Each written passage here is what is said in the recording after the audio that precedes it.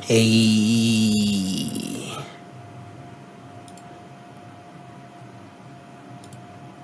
we are live. Hello. Hello. And now, welcome to the Thundercast. Hell yeah. We put pictures on last week. Threw them real fast, and we constantly dash back and forth with the feeling of the cash. Nani. The Clash. Who the fuck you at? Who you is? Who am I? Who you? How bold of you to want to know who I? Fuck is you? Be? Who the fuck I be? Landlord. Landlord. Cradle of stainless for strangers. Okay. The vigilante trigger stampede. Motherfuckers can't breathe. They can't breathe. They got stuffed on their chest. They can't breathe, you know? Move you. Off the line. Unorthodox. General flash flood with a crowd. Without a doubt. I'm really mad. Lord have mercy. Doesn't have a bigger body of work. It is unfortunate. Y'all got real shit to do. That might be another AKA for me. We need more Lord have mercy, boys. Hell no, you ain't getting nothing new. Yo, come on. Popping in the 90s. There's only 5 years left, and he ain't making it. Yo, that's a fact. Only 5 years left. Man. You warned his ass too. Yeah, you chilling with the Iceberg, aka Titanic's Panic, aka Ice Age of Kiji. Here I am, rebel rolling like an avalanche. Avalanche, damn, it's quite large. That's quite large. You saw that shit fucking Arceus. That shit fucked me up. Big ass shit. Why is it flat on top though? That's what makes it weird. I don't know. It's Pokemon. Half the shit don't make no sense. At all, man. AKA sheer cold attack. AKA Stylo Stalactite. AKA Spikeberg Mike the Criticizer. AKA Cardboard Killer. AKA Fancy Boy Berg. This nigga TV. AKA Rosa. Oh yeah. We got to make it. We don't have the persnickety B Richie B. Richie B, okay. Fantastic daddy right there. I'll take a step back. I fancy the bakery, but 1/3 of us isn't here. AKA Rosalina and Kuma. Right? AKA Shasta is a debuff. Hell yeah, but debuff the whole party. Well, that one person drinking, everyone's fucked. The whole party got hit. AKA Calm Before the Possibility Storm. Damn, bad options. AKA Cobweb Michaels. Including the option to get your fucking whole shit taken. That's crazy. What the fuck possibility was that? He picked the wrong possibility. Get out of there. Kept running. He ran. It didn't work. And he ran so far away. AKA Gemini. Hell yeah. Yeah. AKA Brill O'Reilly. AKA that motherfucker. Do it live. AKA Chorus of Ninjas. AKA Native Creative. Oh yeah. AKA Certified OV Ho Hater. Yeah, you don't gotta say AKA every time though, but that's cool. You just run through it. You're doing great. Yeah, Diddy's a baby oil stockholder. True. Reverend Mason Debitor. Hikana Utada Signifier. It's automatic light work. Hakuna Utada? Yeah, I almost said it wrong. It's fucking late.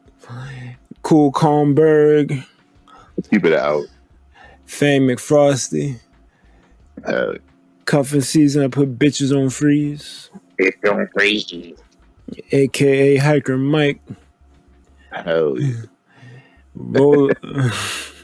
Got me blocking the tunnel. Like, fuck out of here. You ain't getting past. None shall pass. Tim's blocking the road and shit. Word. Road roller rink derby.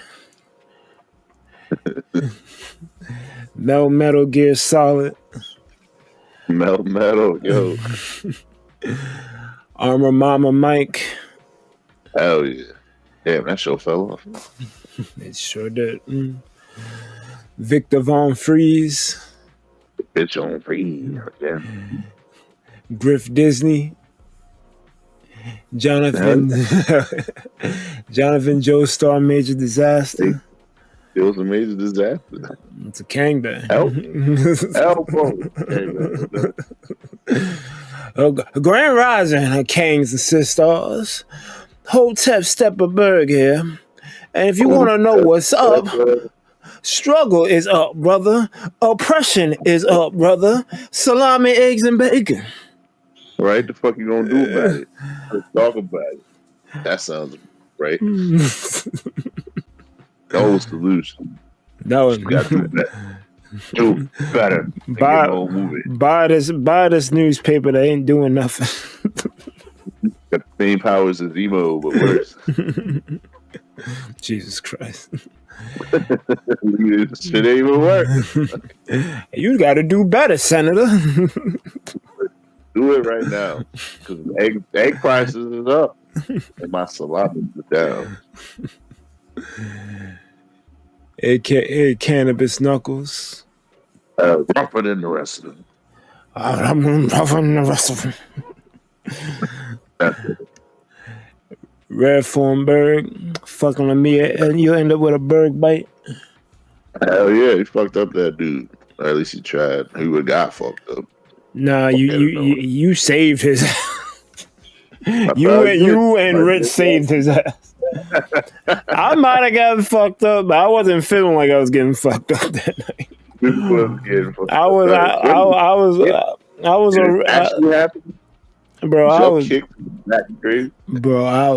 was so pissed, bro. You ain't taking no damage. It doesn't work, man. I was so that was literally the 3 strikes. Y'all out of here, shit, bro. I already don't want to go to a club. I'm not seeing titties, and now this bitch nigga want to be a hypocrite. Nah. Yeah, I mean, he's using the N-word. I don't like using that word online. That's how mad that shit got me. Nah, he was a bitch. He was a bitch, bro. Bitch and a half. Dress code, you can't get in here. I see a dude walking in a Hawaiian shirt and fucking shorts, and you mean telling me dress code? So what was that then?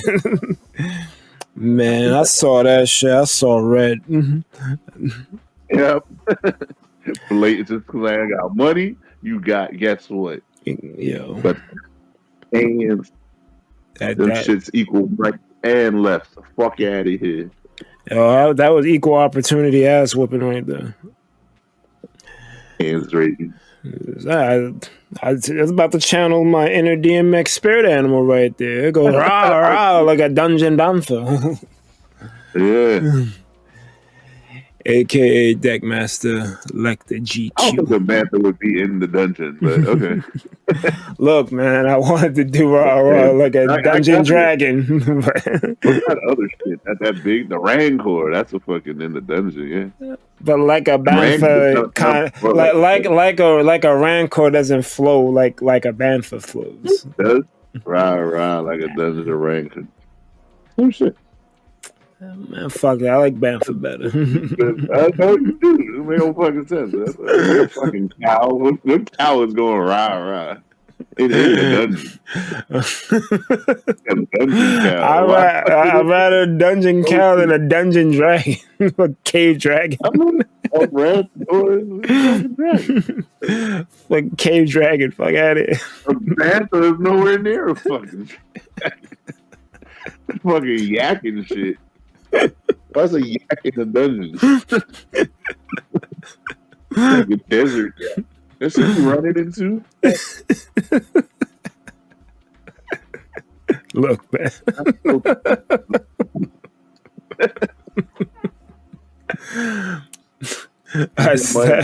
That's it. What's your AK? That's crazy. Dungeon, man. A Bantha. Hell yeah. Just to get it. That's it. That's the last one for you? Yeah, I always end with Deckmaster Lecter G. Oh, hell yeah. Like one of the originals, got to end on an original. Absolutely.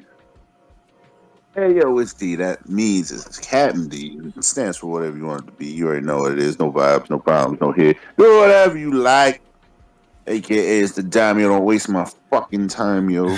AKA fucking sharp smile ear to ear because I keep it $150. That's how I know you fuck with me.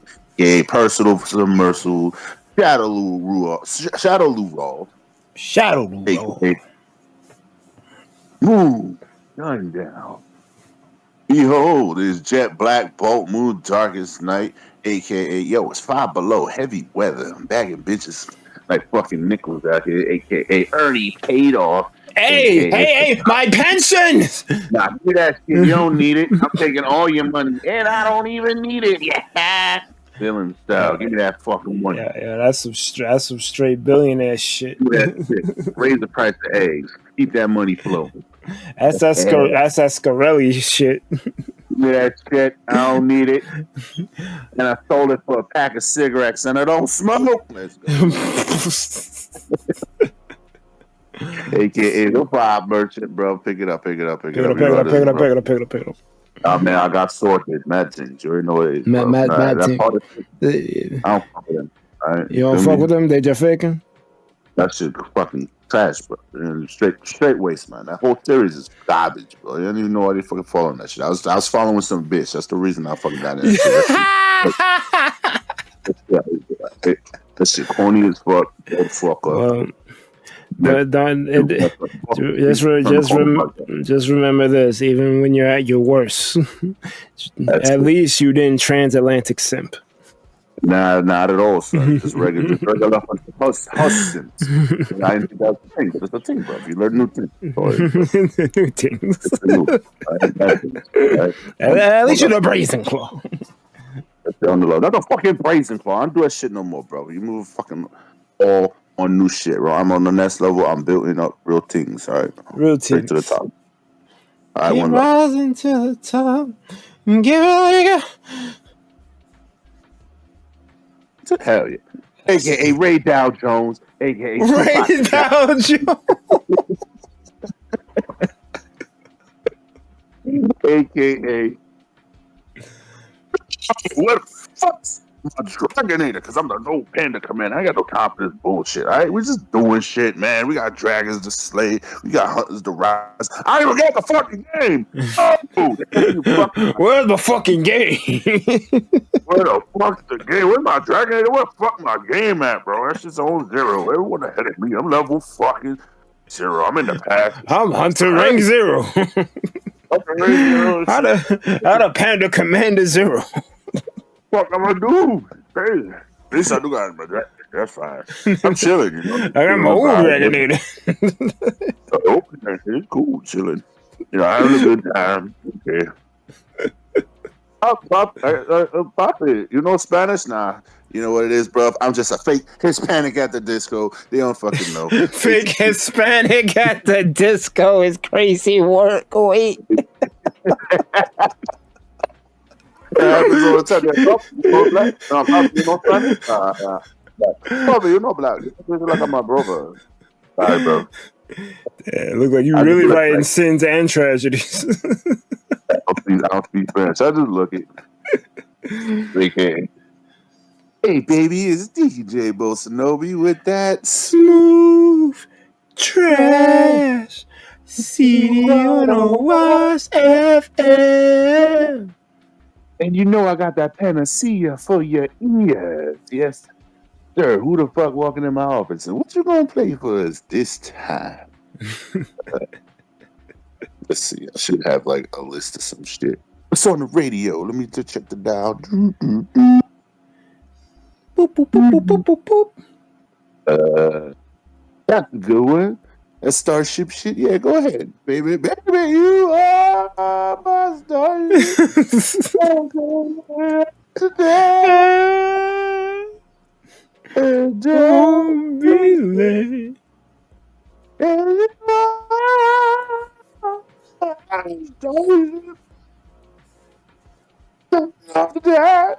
Thank you for that smooth shit. And don't forget, or else the door will hit you with a good Lord gonna split you. Get the fuck out of my office, baby. Get the fuck off. You already know you're getting fucking demonetized. This fucking podcast always goes off the rail. We got some bullshit. We talk about, fucking some dude catching the BJ while driving, try to crash the whole car. Catching the BJ while taking the shit on the toilet. It's crazy shit out here, all right? So you already know get demonetized. Hey, man, it's Danny, man. Hey, what up, fancy boy, bro? We missing up this nigga. We need the persnickety of your GB. Let's stay fancy there, though. So, okay, we just fall back and just let it back. Let it slip. Yeah, pay a visit to the bakery. No, it's quite. Yes, it's quite nice. No, we'll leave it out there next time. I missed the bakery this week, but that's all right. Fantastic. Texas. Shamans. Yes, he's a shaman. Rex Daddy D with a cat concept blues and the remedies. Iceberg fucking article only fucking 18 trainers. That's just gonna go crazy. You fucking know. We don't be playing these shits normal. I'm playing Garchomp. You can't fucking stop me. I do what the fuck I want. Facts. Garchomp. Yeah. I'm gonna start this fucking Gundam game. I got hyped because it's mad pilots and shit. I'm like, this is kind of lore accurate. Let me get on that shit. Fuck it. Hey, yo, we gonna end this shit with the El Rizzo Negro. That's right, with the fucking this bitch the golden experience. You already fucking know. People all over the world fucking ride, get on the fucking love train. Alright? Fucking get this bitch a fucking it's not fucking green, it's a green day. Better fucking look the fuck out, Shit. Kings is over here getting a part of the Crimson and all that shit. You know what I'm saying, man? Second guy's a bit of an Aerosmith. Fuck it. Bars. I got an R and an E and an O as well as the Speedwagon. That's just gonna go crazy. Alright? You see, watch out because the bitch is a bit of a Spice Girl. If you want a piece of that Notorious B.I.G., I'm fucking saying. You know what I'm saying? I'm saying. You got to be part of this. But where's the Tupac Sagat? Tupac, he's been in there. I ain't saying shit. It's a Ray Al Jones. Tiger Africa. Fuck it. I ain't well know that. Fuck it. All right. I got a couple new ones. Trying them out. I like it. Yeah, I had to think about it. I added two of them today. I was like, it feels uneven. Let me dig up two old ones to add to it. Yeah. At least I had to fucking go in the past. I was like, yo, we was fucking wild. This is great. Here's some to this shit. Especially the three of us, man. Mm-hmm. Wow. That's good, though. It's good shit. So we kind of have like an abbreviated itinerary. We only really got 2 topics. We Run got through it. we got the top 5 Disney villains, Yep. and we have Daredevil Born Again. We didn't get to talk about it last week. I definitely want to talk about it this week before there's too many new episodes. Yeah, what people want to do because I didn't see 3. Oh, I was watching the breakdown. So 1 and 2, I should be all right. They're going crazy. They are. Looks like a smoke. It's good shit. It's a more accurate too. I'm like, hold up, he's just picking up right where. Yeah, man. It's pretty fucking good. But let's dig into our evergreen top 5. Top 5 Disney villains. I'm gonna let you go first because I'm still not sure who my 5 is. Oh yeah, make sure you get you a list. Pull up Google right quick and do like top 20 Disney villains. It'll give you a quick picture. So first off, I think we can all agree Scar. Well, no particular order. I'm just kind of listing them or whatever. But Scar from the Lion King, wilding because he went out and fucking murked the main antagonist father.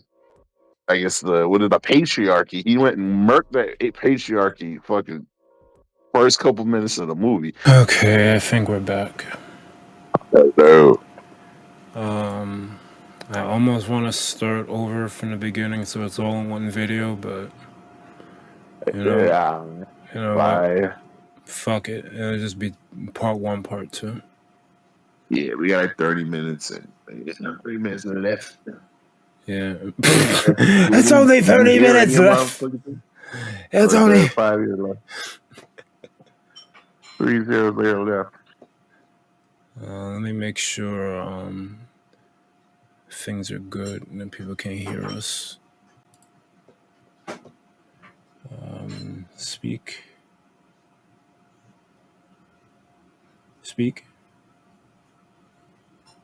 Hello. Today, that's what we fucking missed. We missing that Berg, whatchamacallit that? Sinatra reference. How the fuck I'm supposed to come in? Sinatra? Yeah, one of them Bergie, whatever, Frank Sinatra AKs. You gotta bring that shit back. I don't remember what it was though. Fuck. He's talking about some shit my way or something. I don't remember what it was though. It was old, and I don't know. I'll come in with that. And the level was hard, but I did it my way. It was some Sinatra shit. I don't know. It was Young Sinatra. I don't know. That motherfucker was a crime singer. It's crazy. Yeah, I could do that chronically. I might do that actually. But all right. All right, so we can be heard. I don't know why the podcast music isn't playing though. That's weird. Like acting like you don't know. You know.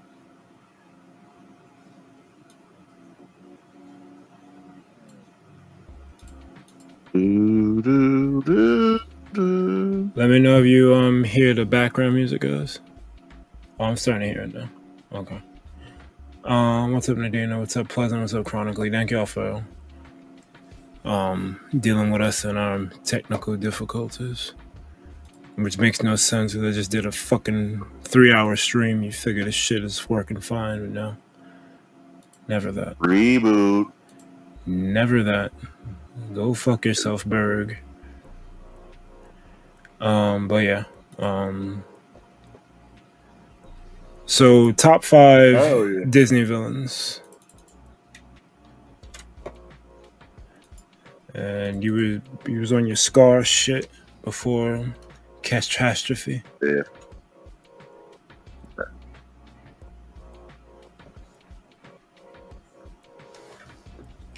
Can both main characters at once, even a child.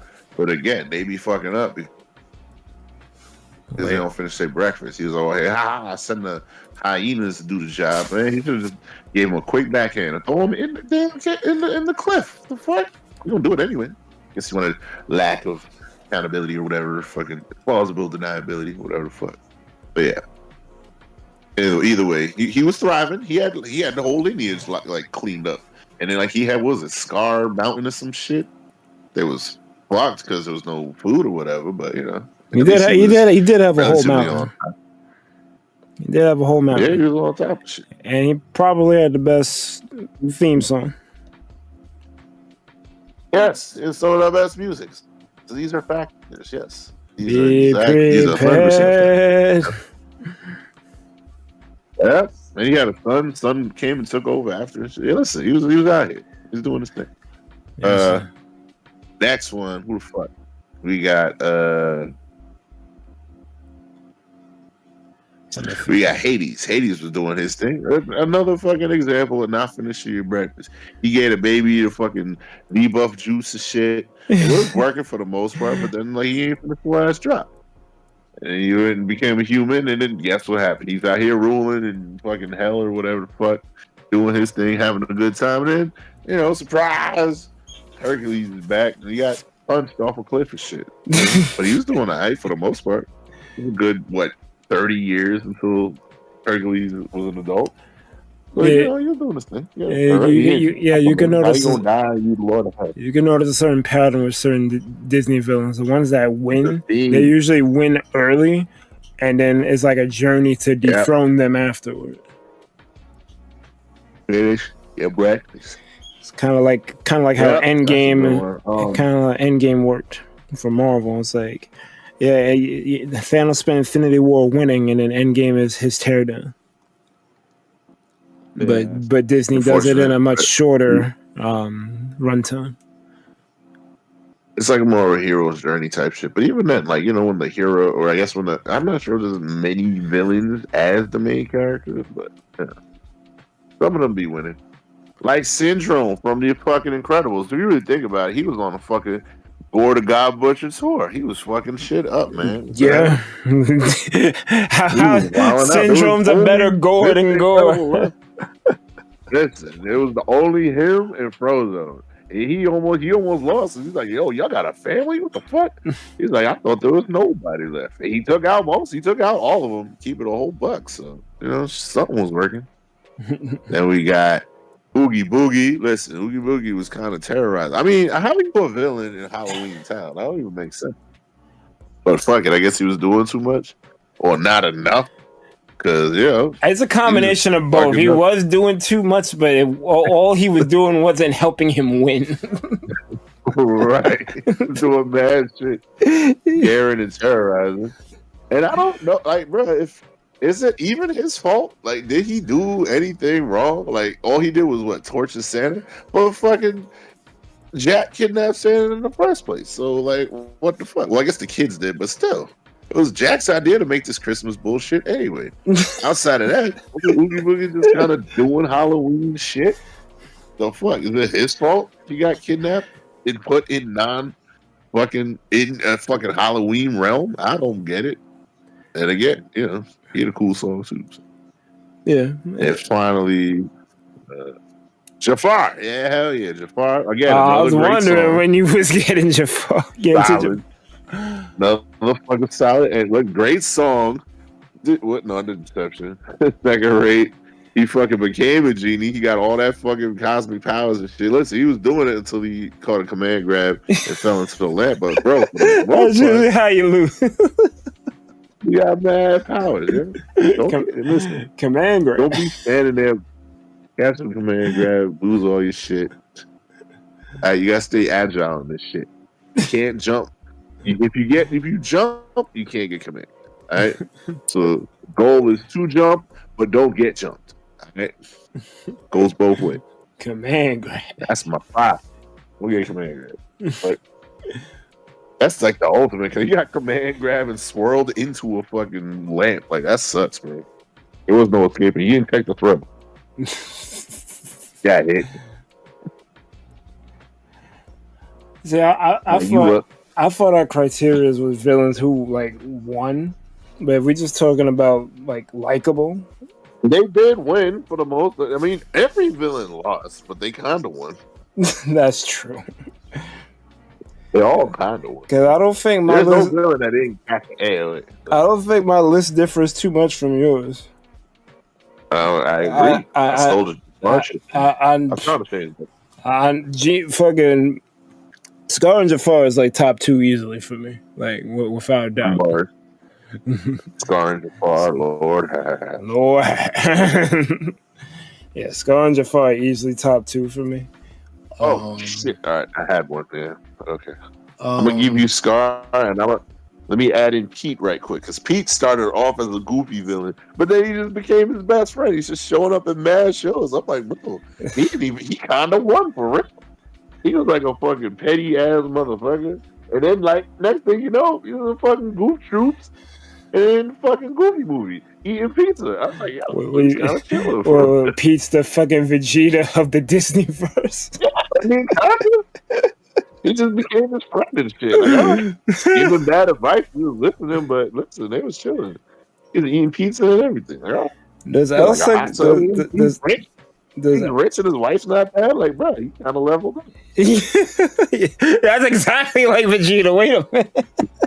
That's what I'm saying. Beat Vegeta, bro. Like, keep it a whole buck. In fact, he might be the winner. He might be the winner. So fuck it. Fuck it. I got Pete on the list too. Does Elsa count as a villain? I don't think so. I didn't watch shit, so I don't know. I mean, I'm going off of what was in Kingdom Hearts 3. Yeah. I don't know. I didn't watch that shit or play that shit. So. I didn't watch it. We all seen the iconic scene, but I don't know the plot of the movie. That like one scene isn't enough. The dude Hans is the villain or some shit, but I don't know enough to confirm. Like I'm looking at the list now, and it's some Hans and some dude like waving and shit. I'm like, okay, that's probably a better villain because he just looks like some random motherfucker. And those like the worst ones. Fucking dudes going to work. It's the worst kind of fucking villain. And shit. Wait, is that Jay Good? I think that's Jay Good. Okay, yo, AOA, who the fuck? Introduce yourself. Oh, he did. He did. Never.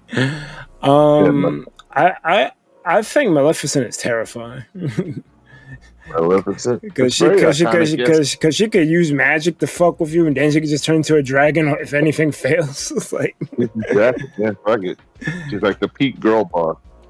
Does she got any kids? Does she got any? I don't think so, right? She's just an old lady and like fucking cats and shit. I just think she's a problem. Yeah, she's iconic. You know what's the problem for her though? Swords to the chest, but that's okay. Well, that's a problem for most people. She's in a block magic. Right? She got the big ass. She got the big dragon belly. I'm like, this is stupid. That's why you don't do that. And fuck, that's my raw underbelly. Nah, put some armor on that shit. So fuck. And you got to rear up just to attack. That's mad fucking AOA. It's mad margin fat. Plus she caught it. This guy throw the shit. He's like bullseye the shit. He threw the fucking sword. She caught it AOA. That was it. Fucking bullseye the shit.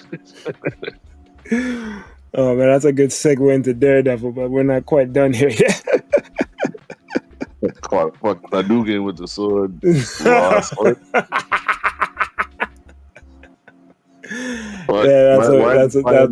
shit is unfortunate. Hadouken, yeah. I mean, like I said, she was iconic. Yeah. Very cool design, and she can get it too. So it's kind of AOA. That's definitely a thing. Nothing wrong with green women, you know. Hell yeah. It's like a whole. Like, I don't like Ursula, but she fucking almost won. Like she kind of won, yeah. Like, she got what she wanted. She got off the trenches and shit. And then she almost got married, bro. She was about to thrive for real. That's what I'm saying. Like, about to fucking marry a dude. She was one slip up from winning. Like, I'm about to be a LA. Hell yeah. She was right. Fucking human version was not bad. What the fuck? That's true. Fucking Eric about to fucking thrive. He's like, yo, fuck it. I'm on a boat. I'm a sailor. I got Octopussy. Let's go. Listen, that's the original Octopussy. Crazy. And she can stand with him. That's an inkling. That's an inkling you can fuck with. Fuck it. Listen, we already here. She already changed form and shit. What the fuck? Win-win. Oh man. And octopus don't live long. Listen, there's no downside. He gets on your nerve. All right, cool. Just wait like 2 months and you good to go. Wait like 2 months. 2 months. 2 months. And octopus don't live that long. If you look, it's an ALA. They got like super fucking death brains and like, but they live like not long, so they don't really pass it on. It's an ALA. It's a whole thing. They're like a super short lifespan.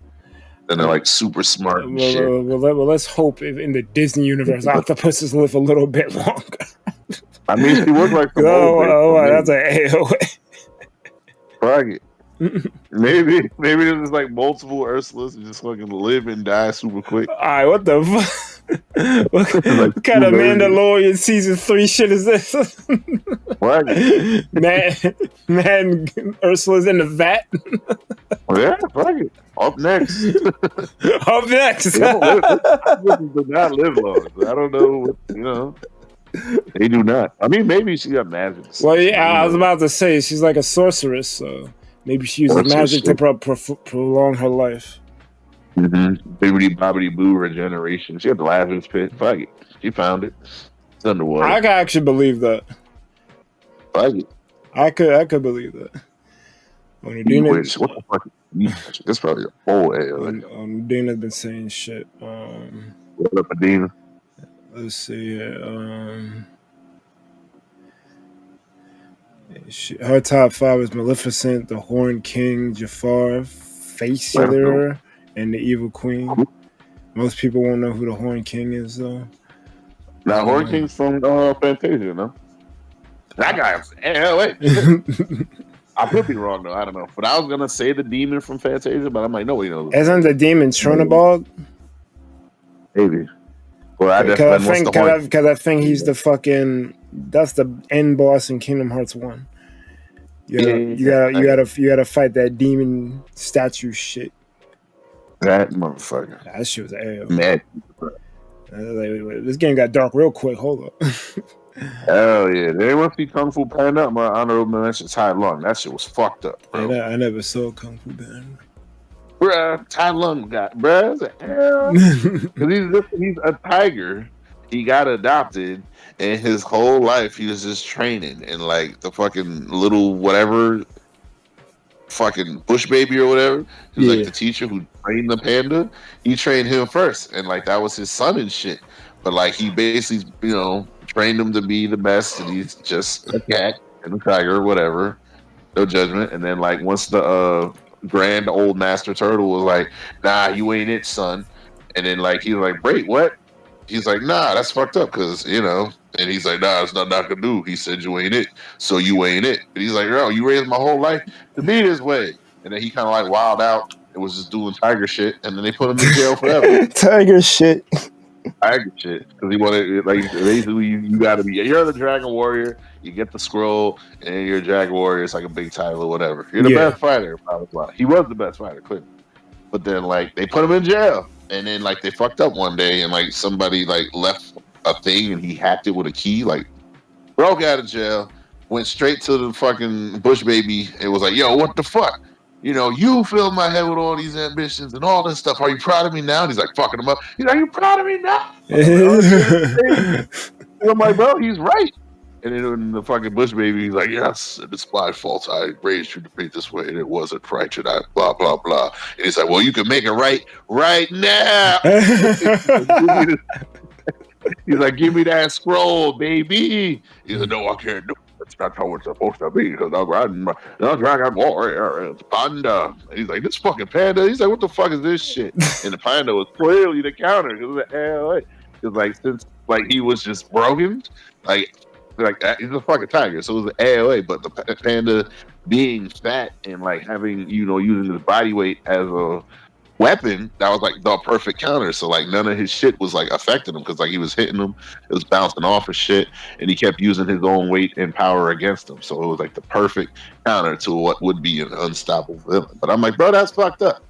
Ray's his whole life telling him one thing, it's not one thing, and you couldn't just let him be. His whole life was just fucking trying to please his father, Bush baby, and when he didn't get what he got, like he's like, yo, what's up with that? It's like, why didn't you just let me be in him? I'm like, damn, that's real.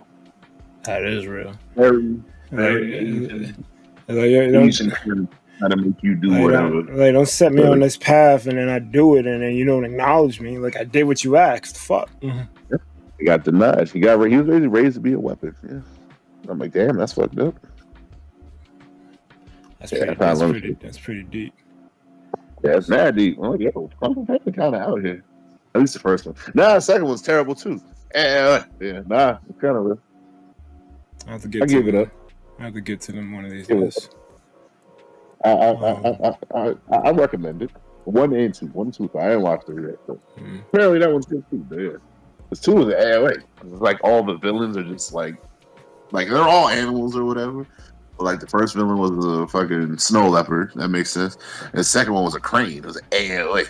It's like a fucking, like Aki from Street Fighter 6. It was like that shit. Where it's like very like sharp and shit. And that crane was fucking panda genocide. I was like, I'm like, what? Because he had a prophecy that pandas will whatever take over.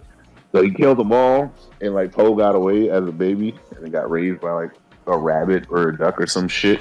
Like he basically got one left. There you go. It's the same villain shit. Then finish your breakfast. But he didn't know. But he was like legit genocide. It was a genocide peacock. It was terrible. Damn. Like it fought in like it's cool because they're animals, but they fight in the human stance version of the kung fu. So that's actually like kind of brilliant. So like Tiger does tiger kung fu, which is the human style of what a human fighting like a tiger would be. So like the panda style is just fucking heavy hands and fat rolls. But like fat roll.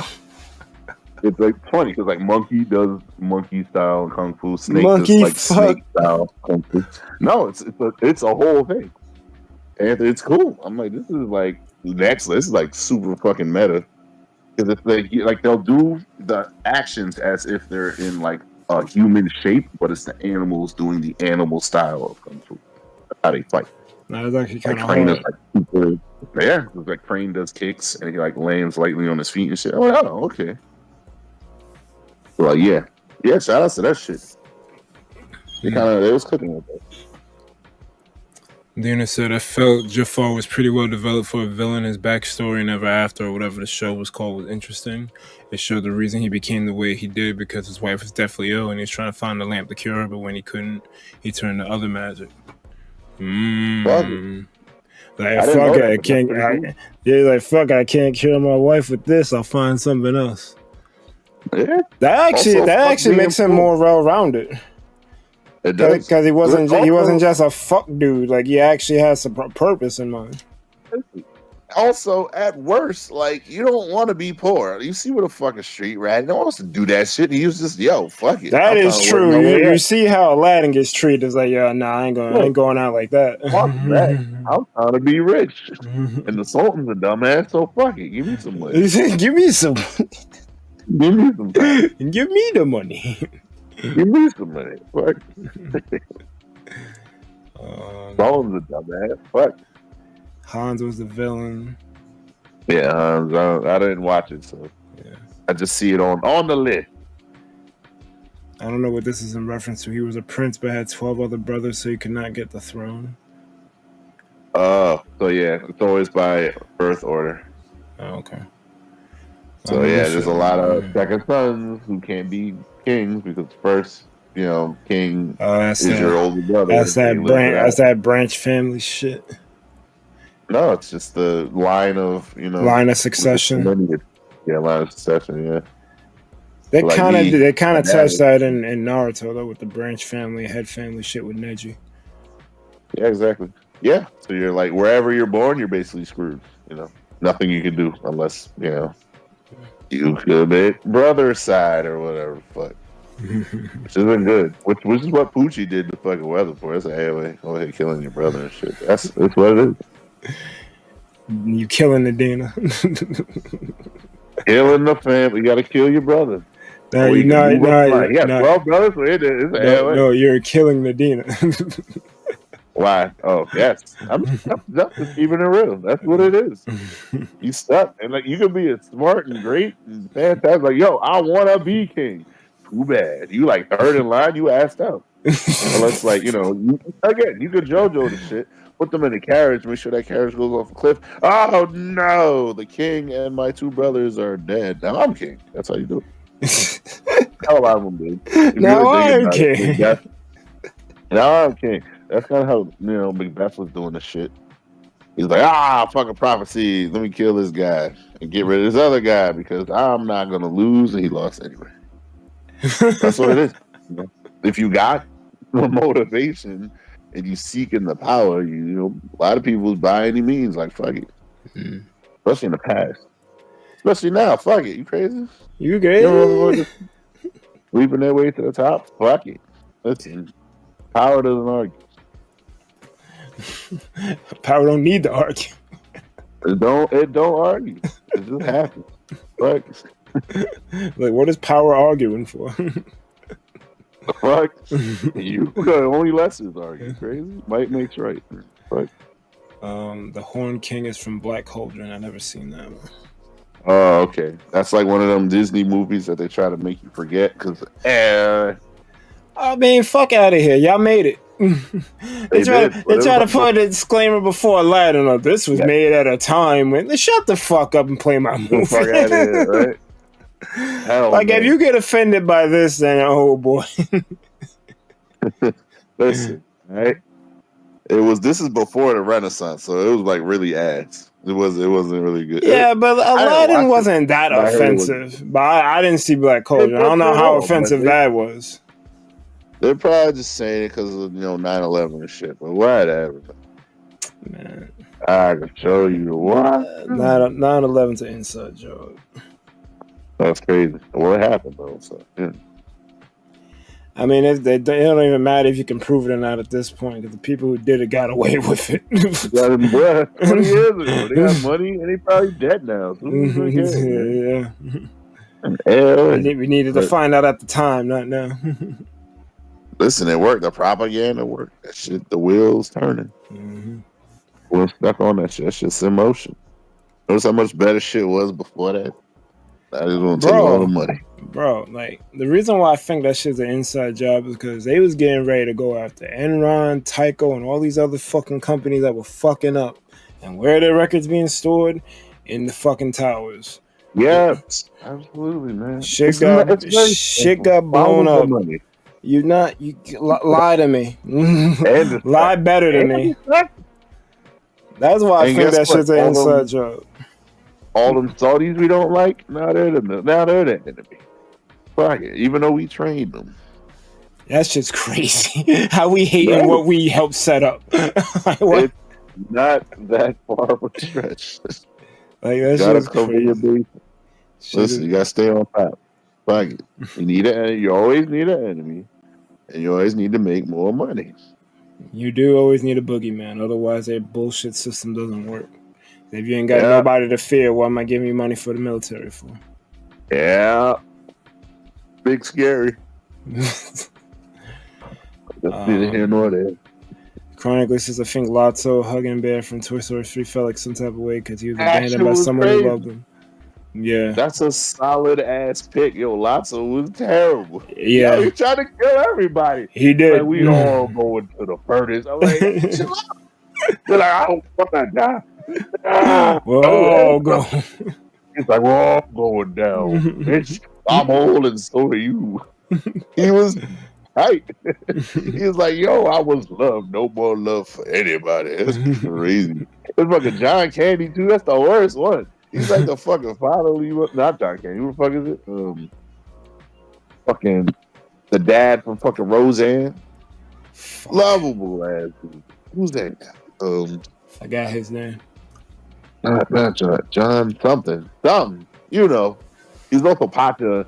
Fucking Emperor's New Groove. That fucking movie's under fucking rated, man. That was a good might movie. be one of the best movies. It's probably I think it's like the last animated movie. And for a good measure, because that shit was like fucking great. There's a whole fucking story behind that shit. Because they did not want to do it. They did it anyway. And it was like fucking hated for no reason. And then when people actually saw it, this shit was great. I'm like, oh no. Nadina said John Goodman.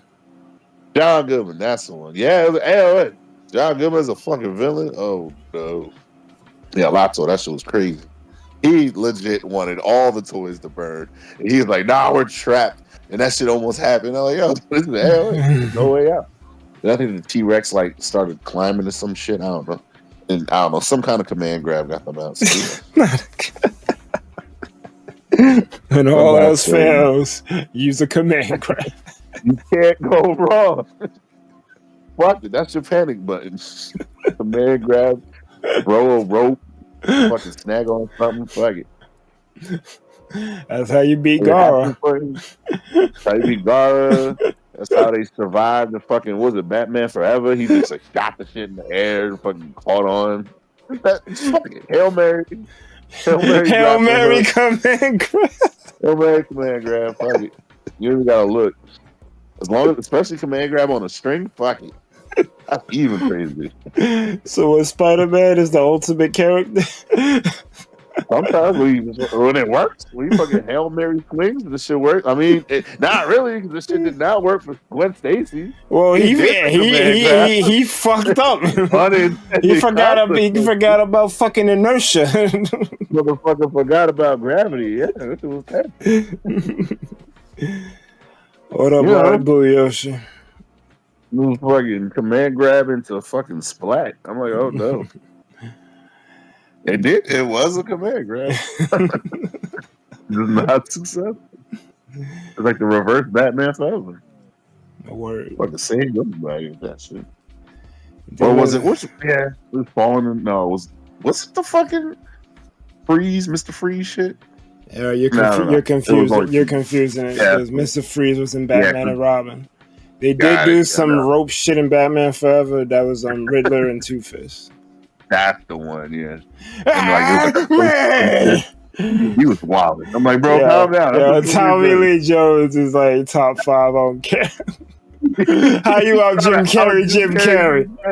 How do you out Jim Carrey? That's not what you're supposed to be doing. And he did it. You should have one angry version and one cool version. He was just fucking maxed out the whole time.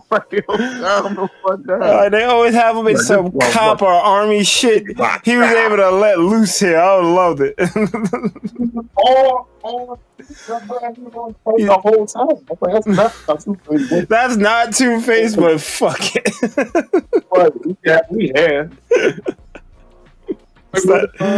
It's not a good movie. It's a great movie. What are you talking about? That's one of the best Batman. It is, but it's not good. I don't know what the fuck. Who designed that town though? That was wild. Like a big ass fucking death race in the middle of the fucking city. I don't understand how the logistics of that even worked. Yo. That layout was crazy for real. That's some giant fucking tower. When that tower, you get fucking moonbeams and shot in the fucking Joker vision or whatever the fuck. I'm like, why do you have a giant ass tower that can do that in the middle of the city? Fuck design this shit. Because Gotham is insane. Yes. Got giant fucking statues that fucking can hold a car. I'm like, what? Why are we driving on this shit? Nadina says what I hate about Disney now is that even after they have made a lot of their characters ditzy even after their revelations. Mm-hmm. Yeah, they don't need. They are messing up. They're messing up the hero's journey. You know, because you got to be at least coherent, and then you still got to learn something. Or the point of the villain is to show you something that you don't see that you need to progress throughout the world. At least that's how a proper villain should be. Should challenge the hero and make them question a previous notion or some shit, and then encompass whatever their value into their value, and they become better. Villains shouldn't just be, I'm just wrong, or I want to kill you. No, they should have a worldview that you can align with, but not necessarily, want the methods. No, I gotta kill everybody. Hey, murder, hell yeah. I love you. He's like, yo, fuck it. Cat. All these ducks and shit. Yeah, you fucking swipe. He's like, I'm gonna be the king easy. Oh shit. And Deanna says I forgot about Esma from Emperor's New Groove. Esma was voiced by Eartha Kitt. Esma was perfect. Yeah. I'm trying to think. She kinda won. Kinda. Yeah, again, she won because she turned him into a llama and shit, and he was out of the picture, and she became queen. So there you go. You're sensing a trend. It's not even. Well, no, she left. Again, one of the henchmen to dispose, and then he ain't finished his breakfast. Very similar to Scar, yeah. Then we finish your breakfast. Very similar. All these villains don't be finishing their breakfast, right? They let some underling supposed to kill him or dispose, and they're like, the job is done. And he's like, yeah, it's done, even though it's not. And they lie to the face, and what's the worst that can happen? Never come back. 20 years later, yo, I'm back, and I'm an adult, and I'll challenge you for the throne. He's like, I thought you were dead. Nope. And then you lose shit, and then you get turned into a cat. Oh yeah, there you go. Not even like a dangerous cat. It was just like super fluffy. Dangerous cat. Nope. She became a cat scout. It was like in the squirrel scouts. Like, okay. Now she's just a cat. But she's old too, so she's like a fucking 100-year-old non-threatening cat. She's a cougar. No, well, yeah. A mini cougar. A mini cougar. Mini coop. Yeah. Like clearly old, but then it's like a tiny fluffy cat. That was also fucking wilding because she was giving the fury swipes and shit. That shit was dangerous. He had to throw it out a window. Fuck this. He was giving mad fury swipes, and then he threw out the window. He's like, "Fuck this!" And she bounced on the trampoline, and she was fine. She joined us. That's the end. That's what happened. Chronically over here with technicalities. Marvel is owned by Disney, so therefore Disney villains are in as well. So in that case, Thanos. It's not wrong. It's not wrong. You actually got a good one, yeah. I mean, I was thinking more traditional animated villains, but if you want to go that route, Thanos probably is the top because he won. Yeah, pretty much. They had to go back in time to stop him. Or undo honestly, what he did. If they did more villain perspective type movies, it would just be kind of cool because then you would kind of understand what the fuck was going on, or what the perspective is, or just kind of give them more shine to not be fucking mustache twisting and fucking losing. There's no fucking reason Thunderbolt Ross ain't fucking Hulk out in the fucking shit on the press conference to say, fuck it, this is what the fuck we doing. Come and stop me. You can't. I'm the president. Fuck at it. Like, what is he fucking hulking out and getting mad and getting fucking cool because I got the cherry blossoms? Like, this is dope. Just be a Hulk in a suit, giving a press conference and saying, fuck all this shit.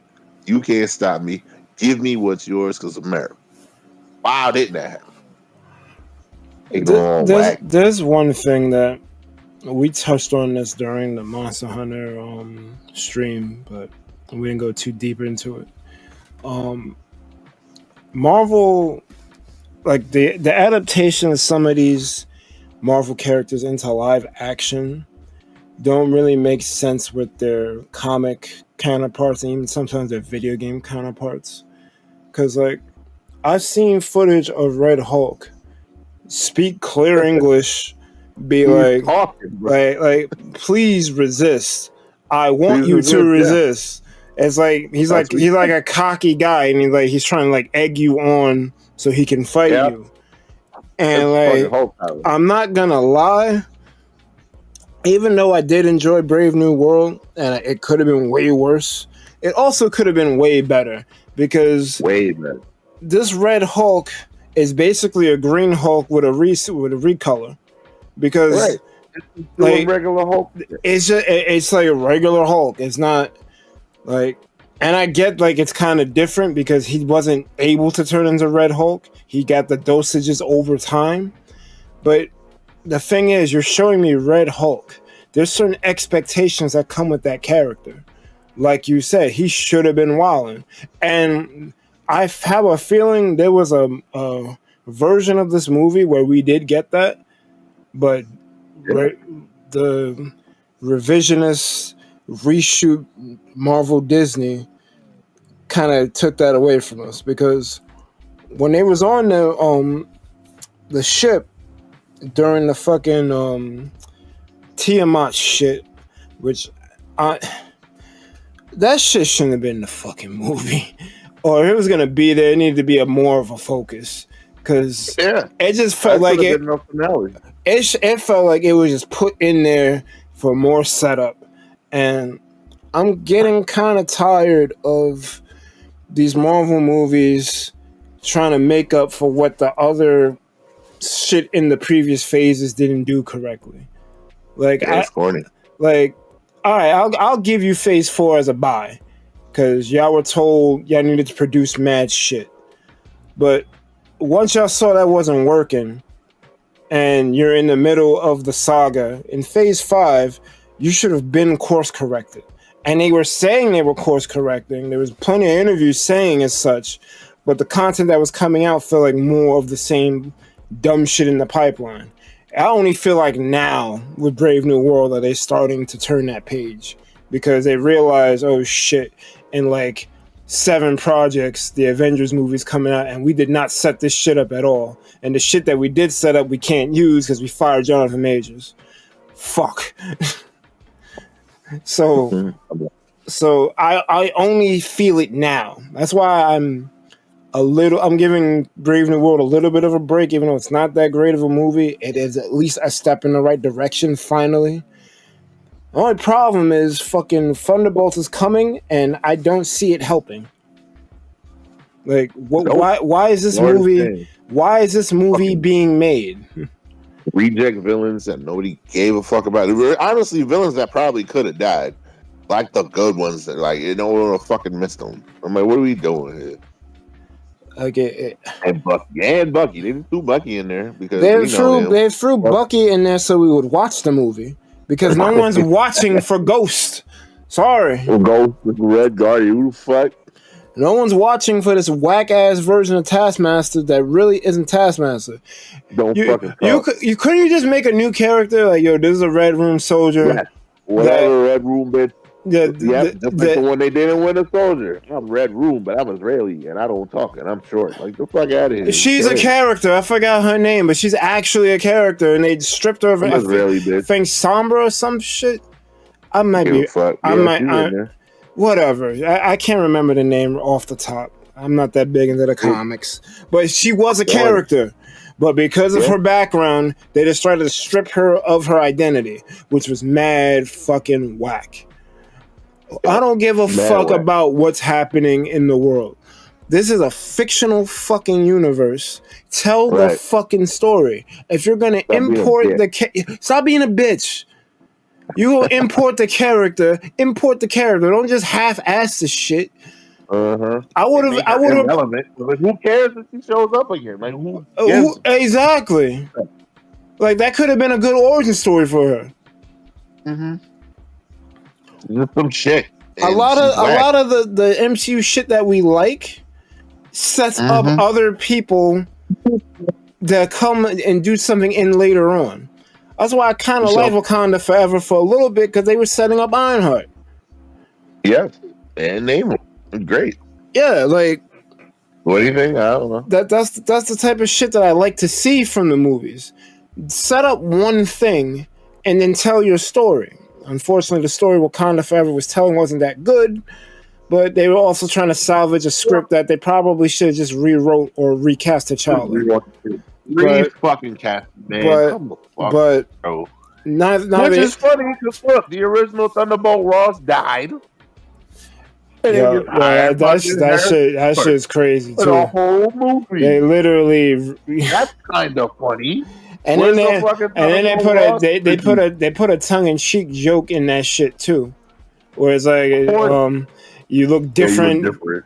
Like, bro, like stop, like, bro.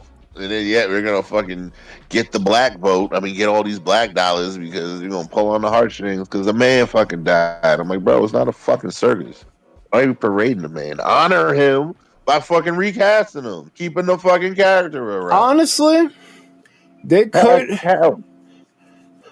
They could. They could have did it the same way they did it, but instead of just having the son be young, just have the son take over in the same movie. Take the mantle. Nah, we gotta wait 30 years for the fucking next movie, and it's not even him. I'm like, bro, come the fuck on. Exactly. Like I at the time enjoyed it because I love Chadwick to death. Me too. Like absolutely. Like I honestly thought it was done well.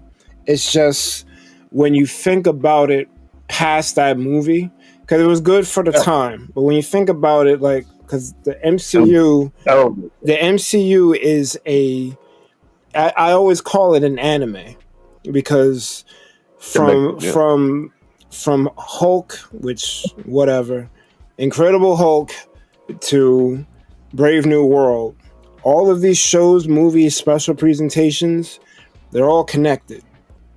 Some are more stronger than others. Others I wish wasn't a part of the shit at all, like fucking Agents of S.H.I.E.L.D. But it's neither here nor there. It's all connected. It's all connected. Whether loosely or strongly, it's all connected. So I view it as one cohesive story. So now that we're outside of Wakanda Forever and we're talking about the MCU as a whole, this is whack. How are you telling Illuminati stories and we don't have a Black Panther? Black Panther, no Iron Man, no fucking Steve Rogers. Like, it's not no fucking Mr. Fantastic. There is no Illuminati story. What the fuck are we talking about?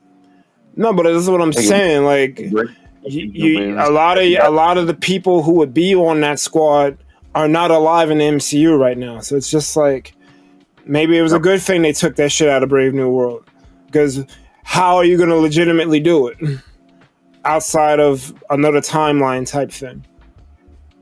It's just a mess. And honestly, if you're going to do the reset, do the fucking reset. They're doing the reset, but it kind of feels like, yeah. Well, we didn't get the Secret Wars yet. That's the problem. Secret Wars is the reset. No. Isn't Secret Wars supposed to be next year? But now they got to push that back too? Because they didn't do their homework. Remember what I said. Brave New World is doing in one movie, which should have happened over 2 phases, setting up everything. Honestly, and I don't blame Mackie for this, especially since, even though he doesn't feel like a main character, this wasn't his fault. His movie was being bogged down by too much setup for future shit. When they should have just focused on him and his story, him taking the mantle up. It's like, I don't. It's kind of exhausting and frustrating, because I wanna believe in this storyline. Like, I wanna believe that they're gonna do the right thing, but every time I turn around, they're just like they keep throwing, and it's like it doesn't make sense. It doesn't. The throws don't make sense.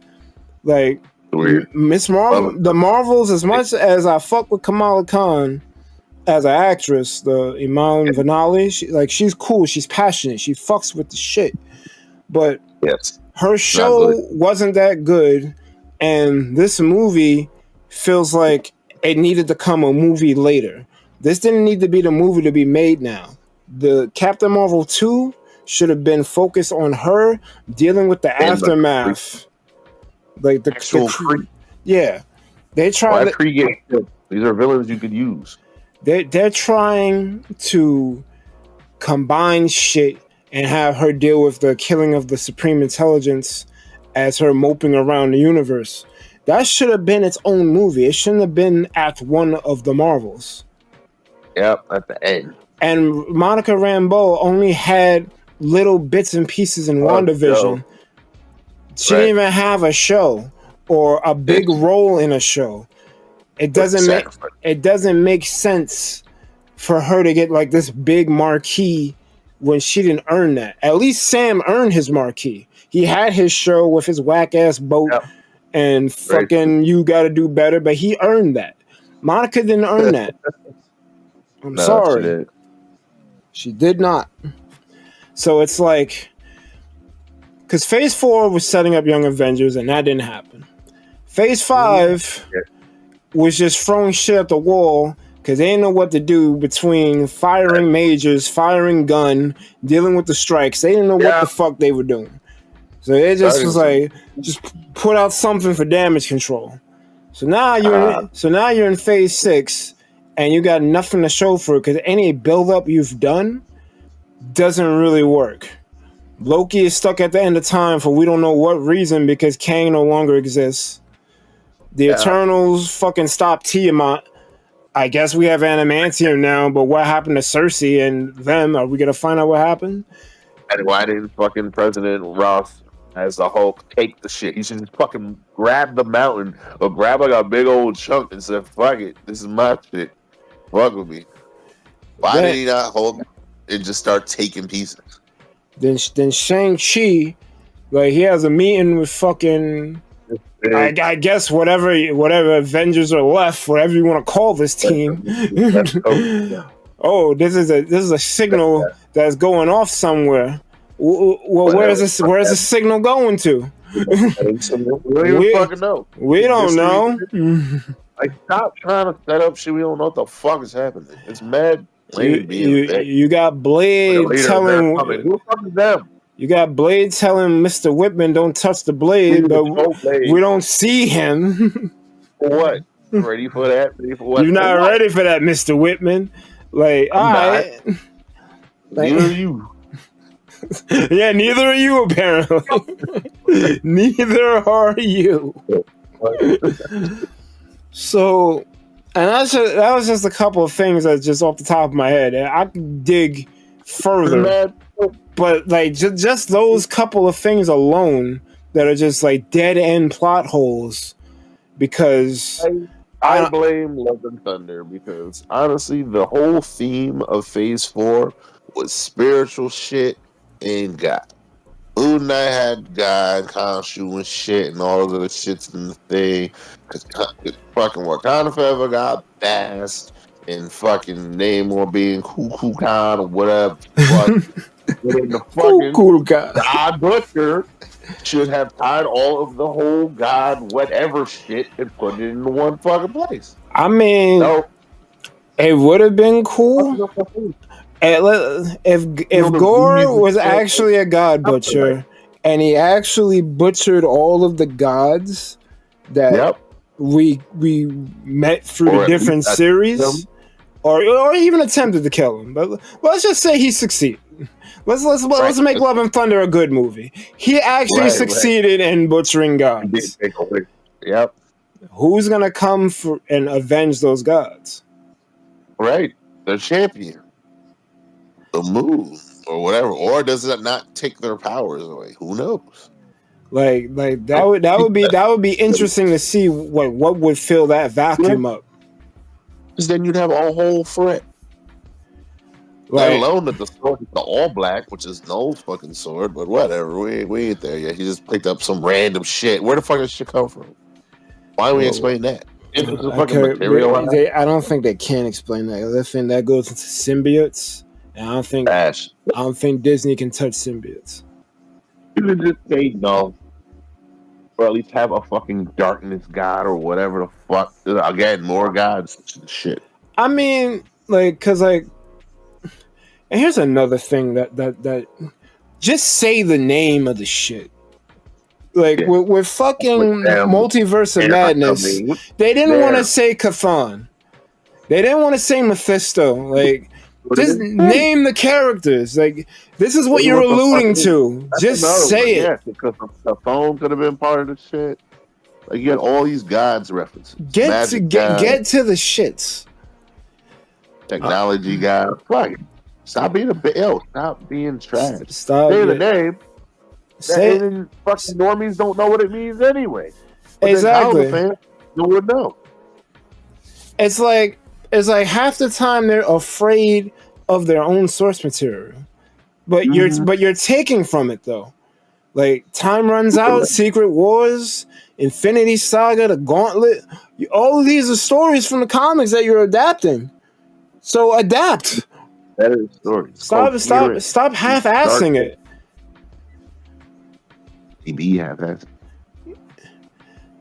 What's up, Darth? We were talking Disney, but we kind of transitioned into Marvel because Chronically brought up the point that Marvel villains are also Disney villains now. And we got mad at all these fucking villains that keep getting killed or underused in Marvel.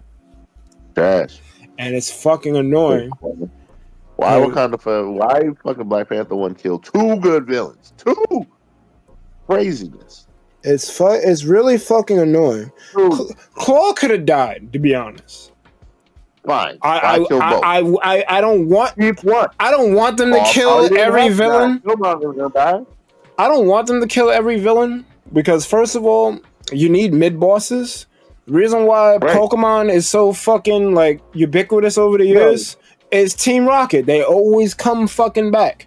There's always a mid boss. You can always count on Jesse and James to be there. Claw is not some fucking mid boss though. That's the fucking stupid part. Yeah, they cut off his arm or whatever, but guess what? He jumps into some fucking vat or whatever the fuck, and he becomes living sound. That's not something you could kind of fuck with. Well, it's like a whole yeah, we're just Love and Thunder. Love and Thunder was one of those movies that either shouldn't have been made or should have been retooled. Like I don't know why it had to be made. Like Feige honestly could have stepped in on that one. Either shoot it down or retool it. Like why are we doing fucking all this 80s butt rock? Like Riding the Rock was perfect. Leave it alone. There's no reason to like Dark World, Iron Man 3, Black Widow, basically all the Ant-Man movies, Love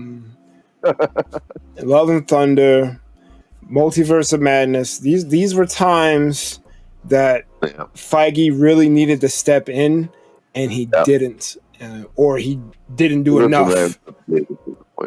I get that he stretched thin, but like worst part is Multiverse of Madness. They had the rights to the X-Men.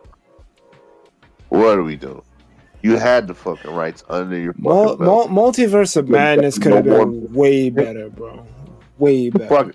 In the fucking X-Men right there. You had the rights. I don't get it. Reverse, outside. No more mutants. Hey, she wants her kids. I want mutants. Cool, her kids are there, and now we got mutants in the MCU unexplained because magic. I mean, that works. That works a lot better than doing the whole Secret Wars Battle World shit.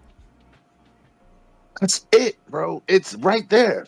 You guys wait, they're in it. Now you can introduce them slowly. Call it a fucking day. I'm like, what the fuck is she fucking? I mean, Agatha all along technically did that. You're that fucking powerful too. Did you see Agatha all along? I did. They technically did it in that show.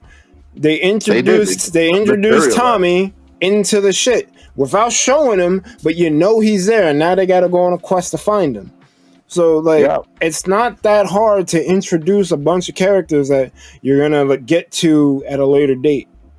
You've shown that you can do this. Just like stop being dumb. And now we got these dragged out young Avengers, I guess. I don't even fucking care. Wow, kind of like I cared in Phase 4. I don't really care now because I don't like Kate Bishop to save my life. The only this goes to what Darth just said. She's catching up on Miss Marvel. She's currently watching it. Miss Marvel's the only Young Avenger I like out of all of them that they show. Well, I guess Young Patriot because he had a different name. Isaiah Bradley's son. Like he ain't done shit. I guess he's in there. I guess he's in there. It would be him. It would be him and Miss Marvel. Because every other person and Captain America teaming up. Why is it just fucking him with these Wakanda wings and shit? Every other person they've shown that's gonna potentially be a Young Avenger, I'm just like, well, I like Wiccan, but I need a little bit more. I need a little bit more. Because he's not that impressive. Like, well, the fuck magic. All right.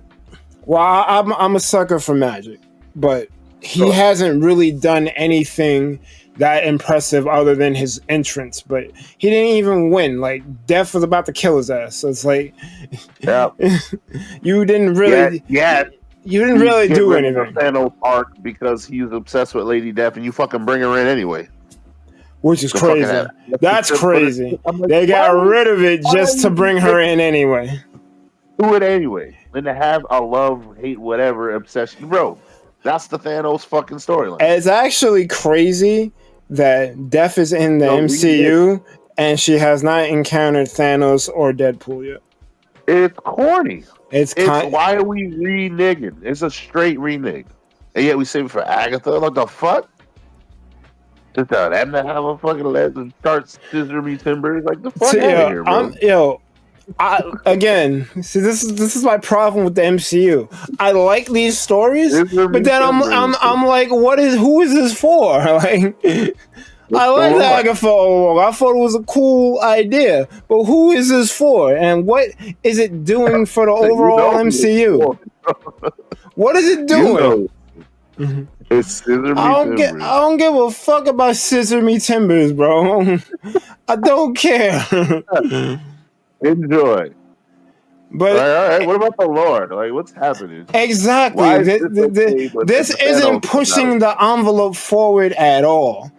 It brings up some questions because, like, you know, there's theory videos. Logan saw Death on his way out, but that movie wasn't part of the MCU yet. So it's like, are you sure? You sure you're not pulling at strings here?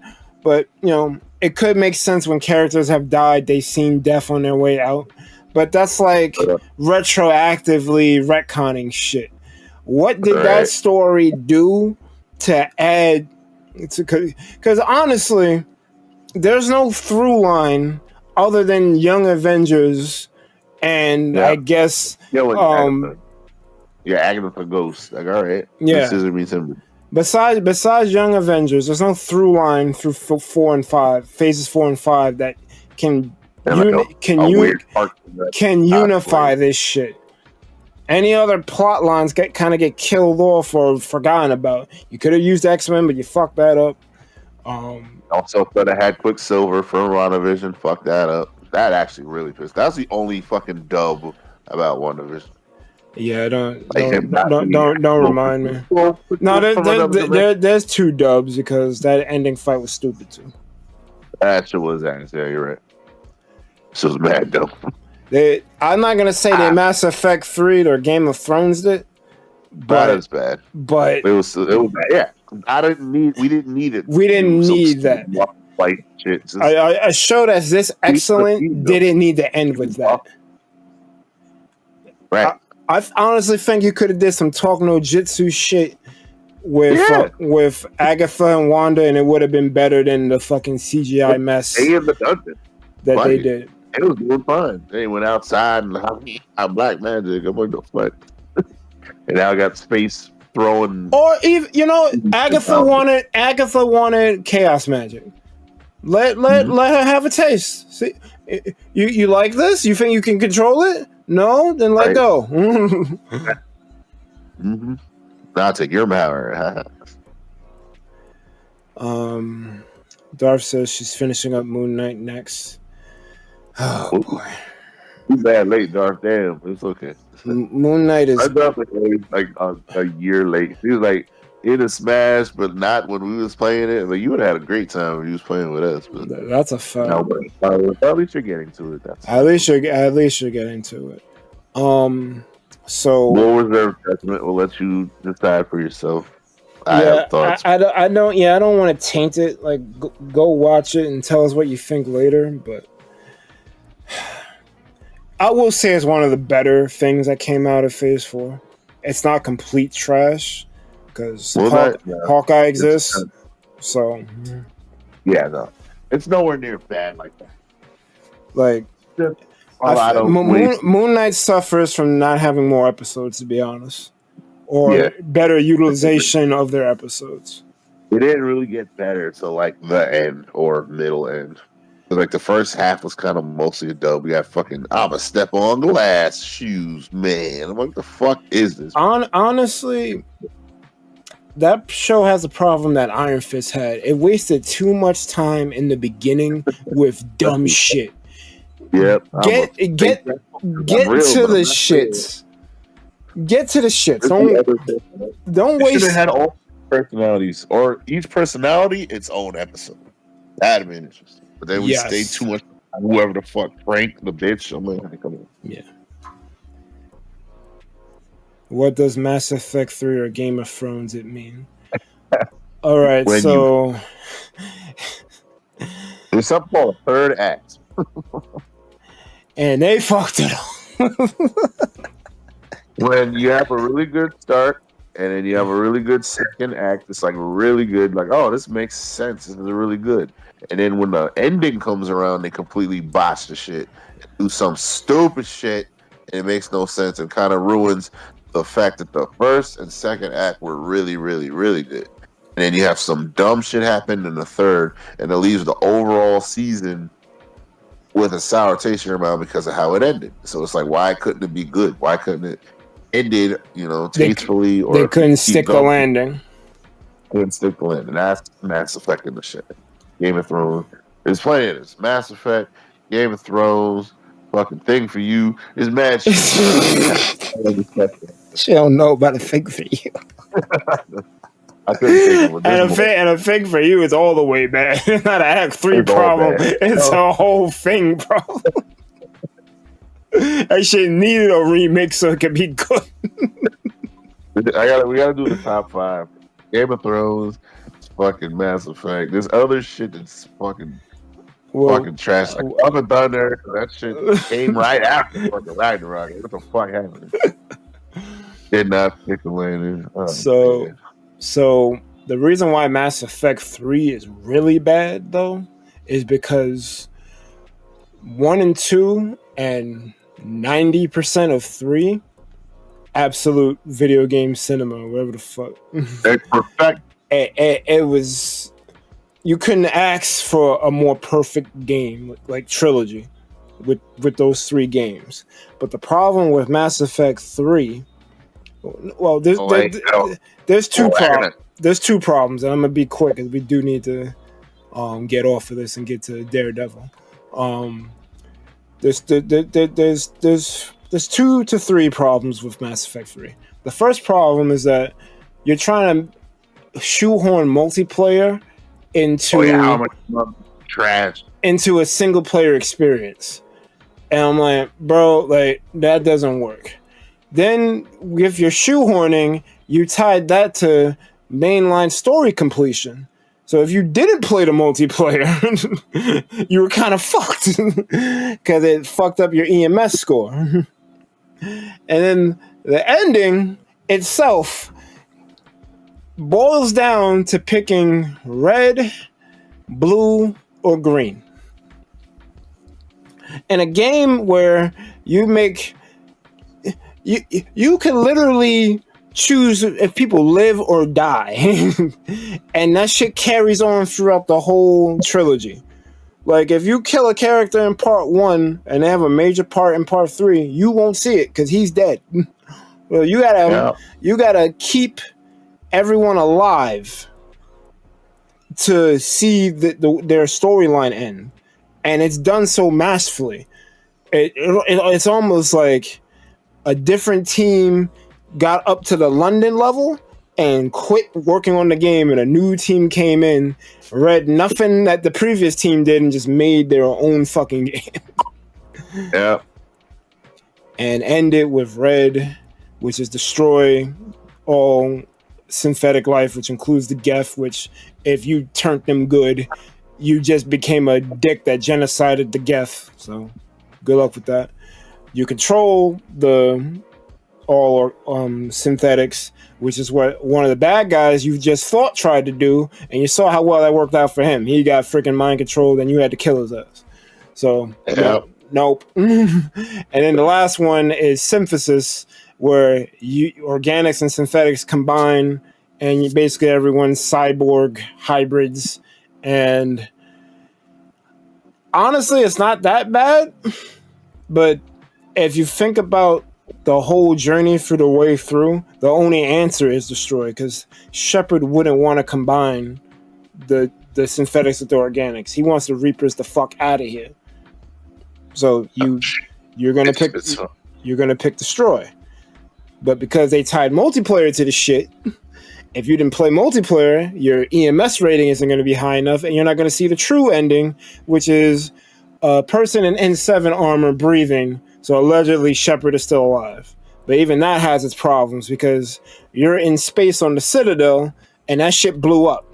So how the fuck is he on Earth breathing air? Like, no.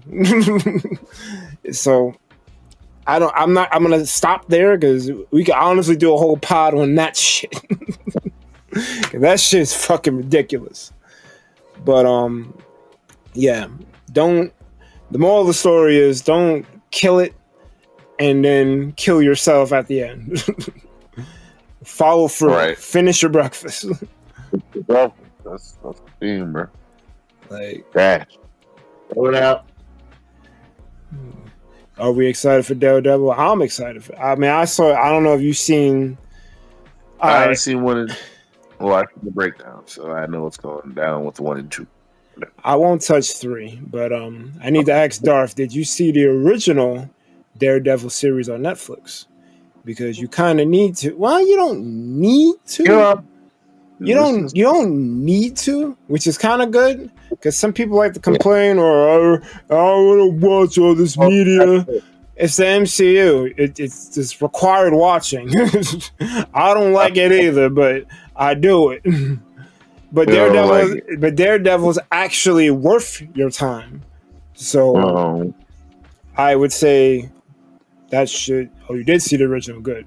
So Born Again is basically season 4 of that original series, and originally they weren't going to continue it from that point. And I don't know who rose their hand and said, "Guys, you shouldn't do that. That's a bad idea." But I'm glad that person did that, because if we didn't get the episode 1 that we got, I don't know if I would have liked the series as much as I do. Because originally Foggy and Karen were not supposed to be in the show. Yeah. So the fact that they had so many old characters come back, and unfortunately, there's a certain. I don't want to spoil you, Darth, because I don't think you've seen the new thing yet. But there's a certain character that doesn't make it to Rush Hour 3, so it is unfortunate. But I like the fact that even happened, because it's almost like a new set of motivation for Matt Murdock, because and actually progressive, especially like in season 4. That's like a major thing to continue on an already pretty decent, legacy. Well, what it is, right? It kind of gives him motivation, like, because. Going bad, right? If you think about it, he resolved pretty much all of his shit from the Netflix series. Like, he doesn't really have any drama, and then he appeared in was it No Way Home or Far From Home, whatever, one of the Spider-Man shits, and he's like, I'm a really good lawyer. And he freaking shows up in She-Hulk and blows her back out. Like, he's kind of living his best life right now. He's not stressed. He's running his law firm with Karen and Foggy. Like, he's chilling. So that event happening, shaking up his worldview, and then seeing Fisk be like, "Oh, I'm running for mayor because I want to help my city." It's like, That's not it. it's like, it's almost like a reset in a way, because it's like, yeah, like, you made the promise with him, you wouldn't go after him as long as he kept away from crime and whatnot. But then, well, honestly, we talked also about the blip. Like, they really could have did some blip stuff here, but it's fine. The way they did it in the show was good enough, but it would have been cool to get some blip info. But the fact that it's like, now Matt has this new set of problems to deal with, it feels, if they made the show feel fresh and a continuation at the same time. And I'm glad whatever reshoots or whatever rewrites they did, because it made the show better. Because I'm afraid of what we would have gotten before that would have not been as good. And maybe some people don't care. Like, I don't care about the characters. I care, all right? and I want to see Punisher. I want to see Jessica Jones. I want to see Luke Cage. I kind of want to see Iron Fist, but I kind of want them to recast Iron Fist. Because I want Iron Fist there for the Power Man shit. Not so much for him, but for the potential. And maybe we could do a real Defenders and have Strange be on the team. What? It's his team. It's his team, so it's like, can we have a real Defenders? Like, yeah, Luke, recast him. He's got a bitch too. What happened? Like, what'd he do?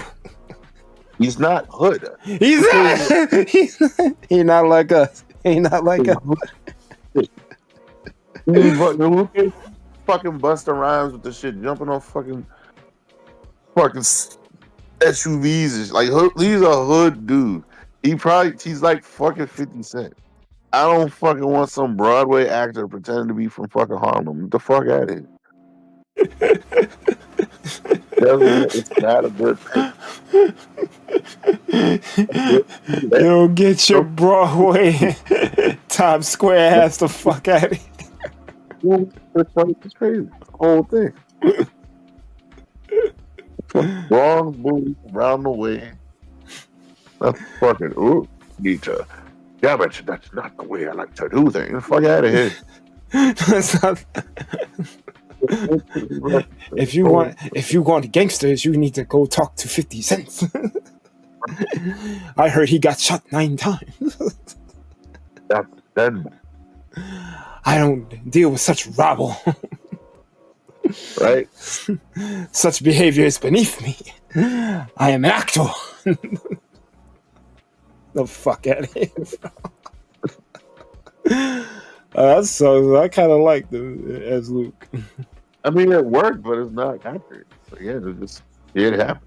And it worked, I guess, because it's nice to see a black superhero, and he's getting bitches. So fuck it. Fuck it. He banged out Jessica. got that coffee. They got a fucking light-skinned Miliato baby. It's a thing. It's great. Got a whole baby. So right. He smashed Rosario Dawson, smashing Ahsoka and shit. Like, that's great. Oh yeah, she got to come back too. Medic, right? Nah, keep going, man. What the hell? She's Ahsoka now. I don't know where the fuck she. I mean, she was going to train. Fuck it. She was like, "Oh." I mean, it don't fucking matter. All these people are interchangeable. Fuck it. Daredevil coming through. Luke Cage coming through. Fucking see on other shows. It would just be cool, like, to get all of those people for like a real Defenders team. That would be cool as shit. Like that would be like the last episode of the shit where like we got to come together to stop fucking Kingpin because like he's doing way too much and I can't do it alone. Well, it would be Doctor Strange and hopefully a better, more terrible villain. And they had the right idea. In the Defenders, you just fight like magic and fucking, was it some bone dragon or some dumb shit? Doctor Strange can help with that. Yeah, fucking Ripley from fucking Aliens. She's like, I'm the bad boss. I'm like, okay. Dragon feet. Like, what? I'm gonna resurrect. I'll put you and resurrect this dragon. And I'm gonna cast darkness on all of you and your house. I'm gonna cast darkness on all of you bitches. All you bitches. But yeah, season 1 basically reintroduced us to Matt and Hell's Kitchen and this dude Fist running for mayor. And I mean, Darth, you care for spoilers? Like, how much did you watch? You should be watching. It's only 3 episodes though. Like, I'd get to that shit if you can, if you're still even here. But Fisk wins. He becomes mayor. Look, I become mayor of the city. But my wife, Vanessa, she wants to run the gang, and that can't happen. That can't happen.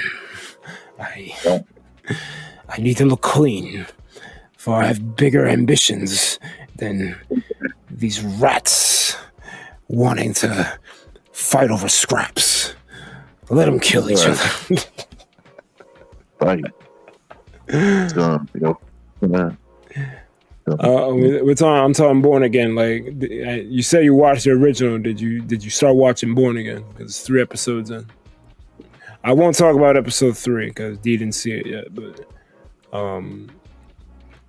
3 is really fucking good too, though.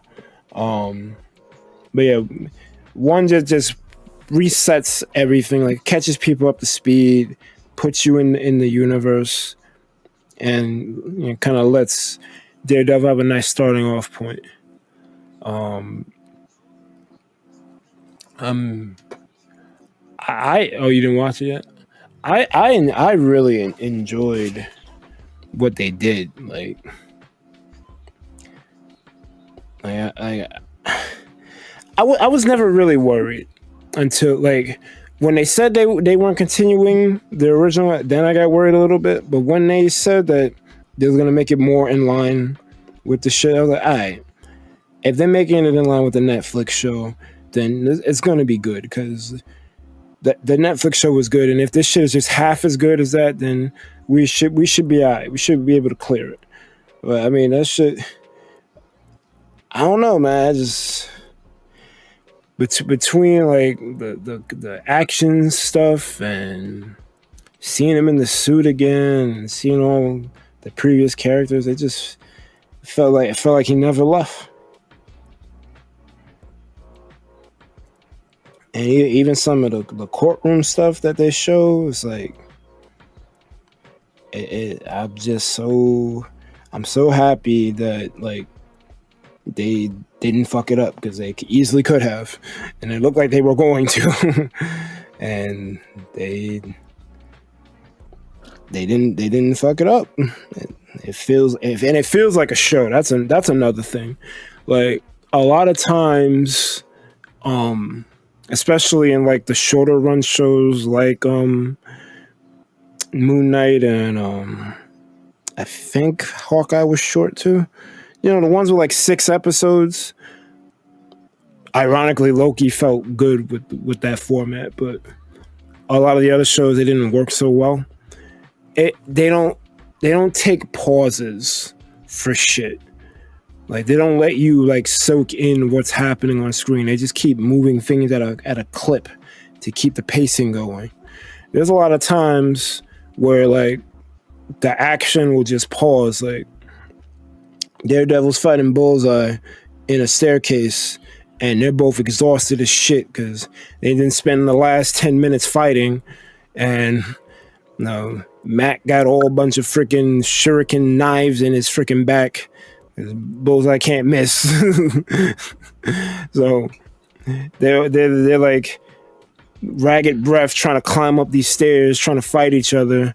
And at one point, both of them are just sitting down. One person's like on the edge of some steps, and another person's like on the lower level, but looking up toward them, and they're just like out of breath, like heaving really hard. And it's like, and, like other shows don't do this, but you kind of like feel like these motherfuckers really going at it, bro. They hate each other. They hate each other so much they can't even fucking move. But the action still moves, and like it doesn't feel like wasted motion, even though nothing's really happening for a couple of seconds.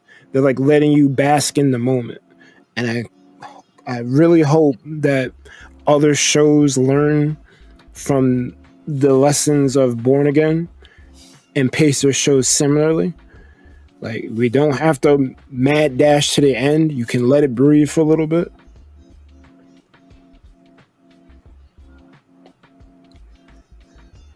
And there's a shit that that happens. I can't remember if this happens in episode 2 or episode 3.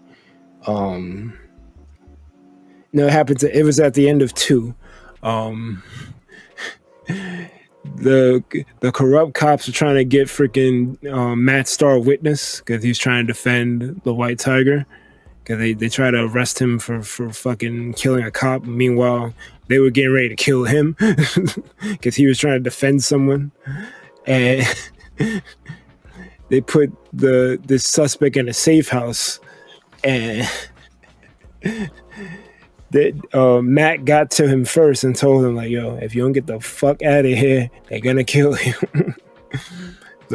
So he leaves the fucking shit out the fire escape, and the 2 cops come in, and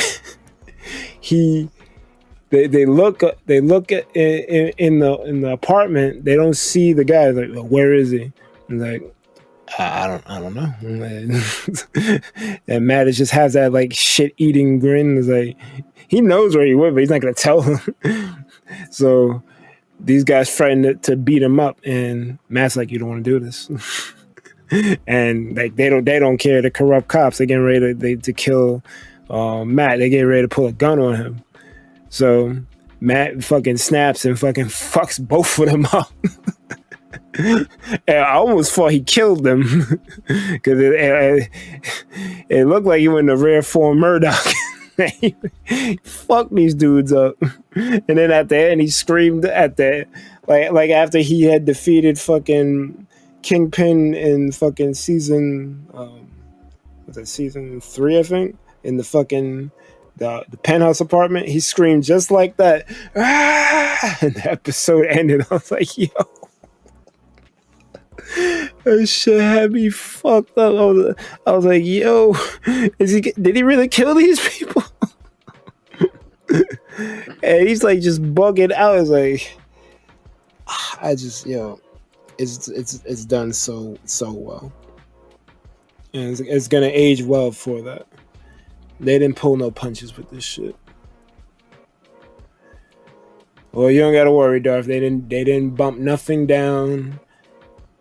I know people saw She-Hulk and thought that that this show was gonna be like an extension of that. No, it's season 4 of the Netflix show. I promise you.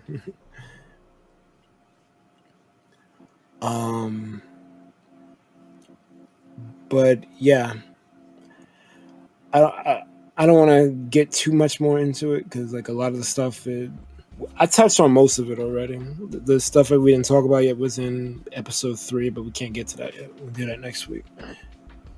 Is there anything else you want to get to in terms of Daredevil or any MCU shit?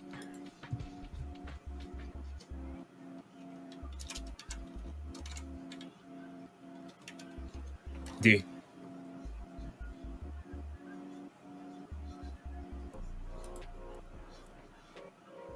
I guess D stepped away for a second. Darcy, I'm glad they didn't bump anything down. No, yeah, they didn't. I think a lot of people gave them flack for that. I think that's why they would reshoots and whatnot. D, you there?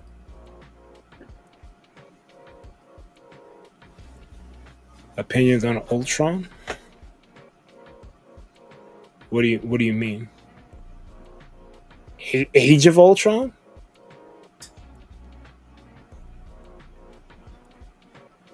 You might have to tell me where you're at in terms of the fucking. Like, you talking about what if Ultron? Age of Ultron? I've been hearing mixed things from people I know lately, so I'm curious what y'all take. I need to know what's the take you want. D, you good? The movie and the character itself. Well, in What If, Ultron is a problem, but What If isn't canon because they ended the shit after 3 seasons and none of that shit really. Well, I call it not canon, but like none of it really interlaces into the MCU, so it's like I don't really know what to make of it. It has really cool storylines, but there's a big focus on Captain Carter, which is annoying as shit. And I like Captain Carter. I like Agent Carter. Captain Carter, not so much, but like I fuck with Margaret Carter. But yeah, what if it's like they dropped the ball with that shit? It could have been much better. But Ultron appears in that, and he's a fucking problem.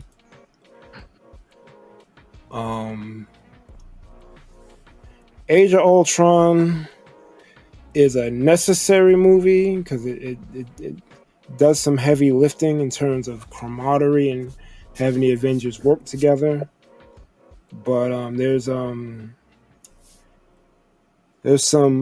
flaws with this shit. D, you good?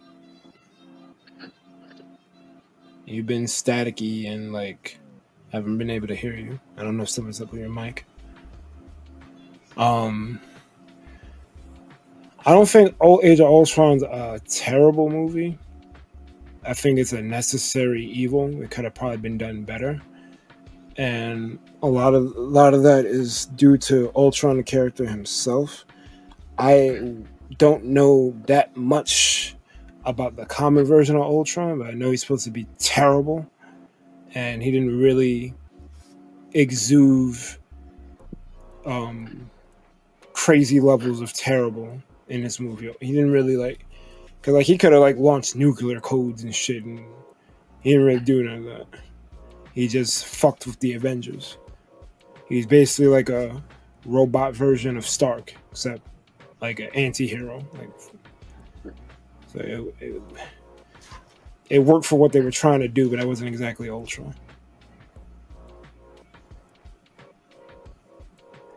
D, you good?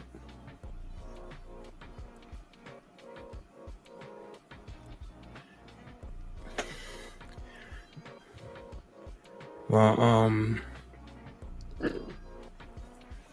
we basically exhausted our 2 topics, the top 5 Disney villains, and the Daredevil breakdown. We didn't get to episode 3. We'll probably do that next week. We'll talk about 3 and 4 next week. D, you good?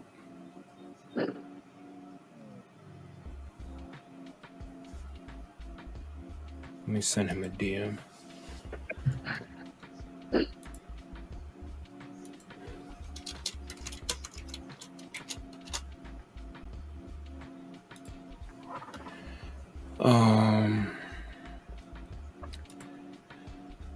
I think Jay wanted to get in on this, and he said give him 10 minutes. So, But yeah, that's it. Yo, you good? I'm about to head out, man. Oh yeah, I was saying like, what's up? Like, because I was asking you, is there anything else you wanted to talk about? But then like you went silent, and then fucking I got a DM from Jay saying he'd be here in 10 minutes. I'm like, bro, we're about to end. I'm Gucci. You You can Gucci? wrap it up. I mean, you can head up. I'm gonna wait for Jay. Let him get his little. I'm gonna let him get his little piece off. Yeah. Have a good night, man. Light night. Bye, everybody. Alright. Yeah, so he said he'd be here in 10 minutes, so I'll stall for a little bit. Well, since you're still here, give your opinion on Age of Ultron for Darth. Age of Ultron. Age of Yeah. Ultron has cool ideas, not the best executions. It's a really bad follow-up to Avengers, Yes. but it's okay. It's okay. It's got cool stuff, but when actually Age of Ultron's when if you got like a little funky, Yeah. bad spell, and then Winter Soldier fixed the shit, put the shit right on track, and it was good ever since. Mhm. So, Endgame, and then still recovering. What do you think about the character Ultron? Ultron's great. They fucked him up, so you know. They fucked him up in the movie. Yes. I know, like the comics, he's supposed to be like deaf, right? DEFCON, Ultron 5. All right, I'll let you go then. Have a good night. Bye-bye. Bye. All right, so I'm gonna give Jay like, well, he sent it like 7 minutes ago, so he got like another 2 or 3. So I'll give him to like 12:15 to tell him mosey in here. If he comes in, I'll let him talk a little bit about Daredevil. If not, I'll just sign off. But we kind of exhausted all of our topics. We don't really have any questions for the mailbag because no one left anything for us. I've been pretty much answering your shit, Darth. But I mean, that's kind of the segment we're in now because I got nothing else.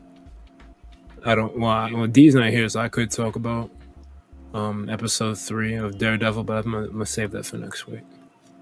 You, Darth, you should go watch the shit right now. Like, it's only 3 episodes out right now. That's a quick 3 hours, and you'd be caught up.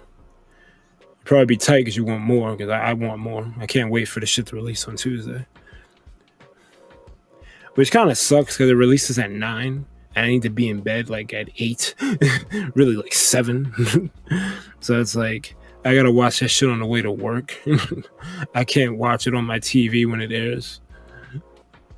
I usually watch it again later that day on my TV, but I've been watching it on my phone on the way to work. That shit.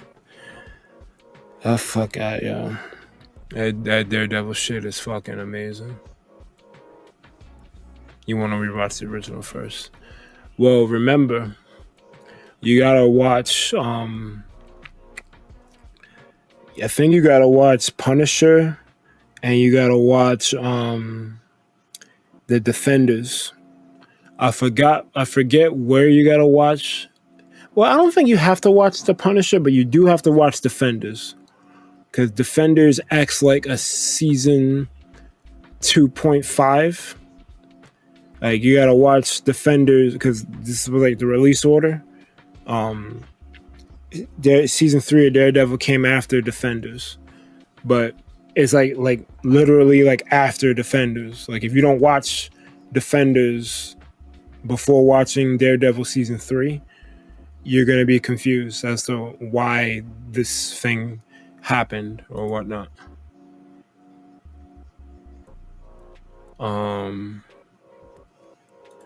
But Yeah. You haven't seen Punisher or Defenders.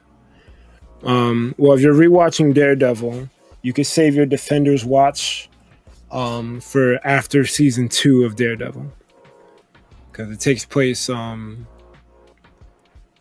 between season 2 of Daredevil and season 3. That's why it's like a 2.5. You kind of do need to watch. You don't. You can get by without it, but since Defenders stars the other 3 members of the Netflix shows, you kind of need to see Jessica Jones, Luke Cage, and Iron Fist, even though Iron Fist is a horrible show. Jay, what the fuck, bro? Yeah. Give me your AKs before I curse you out. All right. Okay. All right. What's up, everybody? Jump Master Flex, man. Right here. Jump Master Flex Night. All right. AKA Jump Spice and Everything Nice. Giles Tails Prowler. Oh, okay. Okay. J Meister and the Revolution. Limited to 5 because this isn't the intro. Yeah. All right. Who shot JR? Oh my god. Jump Life Recordings. Live. Jump Man. That's a currency reference if y'all know Jet Life. Jump Man versus Donkey Kong. Nice. The one and only. Class 81. Jump Paul with the knockout. Even though he ain't finished Mike Tyson, my Mike Tyson kind of threw that one. I mean, AKA no J Strings attack with the Becky. Hey. Alright. So what the fuck now? Nah, I get it. You had other shit to do. Don't worry. Don't even worry about it. I'm just joking around. No. We exhausted our topics. We talked about the top 5 Disney villains. I didn't really have a 5. I only really had what is it? Scar and Jafar. Mm-hmm. I thought the topic was top 5 villains that like kind of won for the most part, but kind of got like didn't finish their breakfast, so they got beaten at the end. So I was trying to think of like others. Like I came up with Ursula. I can't. You're talking about Disney right now? Yeah, I'm saying like I'm just like catching you up to speed. I am gonna ask you what your top 5 favorite villains are from Disney. Try to keep it to the animation because that's where we was at. I would say Scar is definitely like number 1 for me because of the fact that Lion King was like really, really dramatic for me as a kid. Yeah. I really feel like the fact that like Simba him becoming Mufasa, I really feel like that actually like changed the whole trajectory of the original 1994 classic of Lion King. I really feel like him going at it with an angle where he understood like the death of his father. Yeah.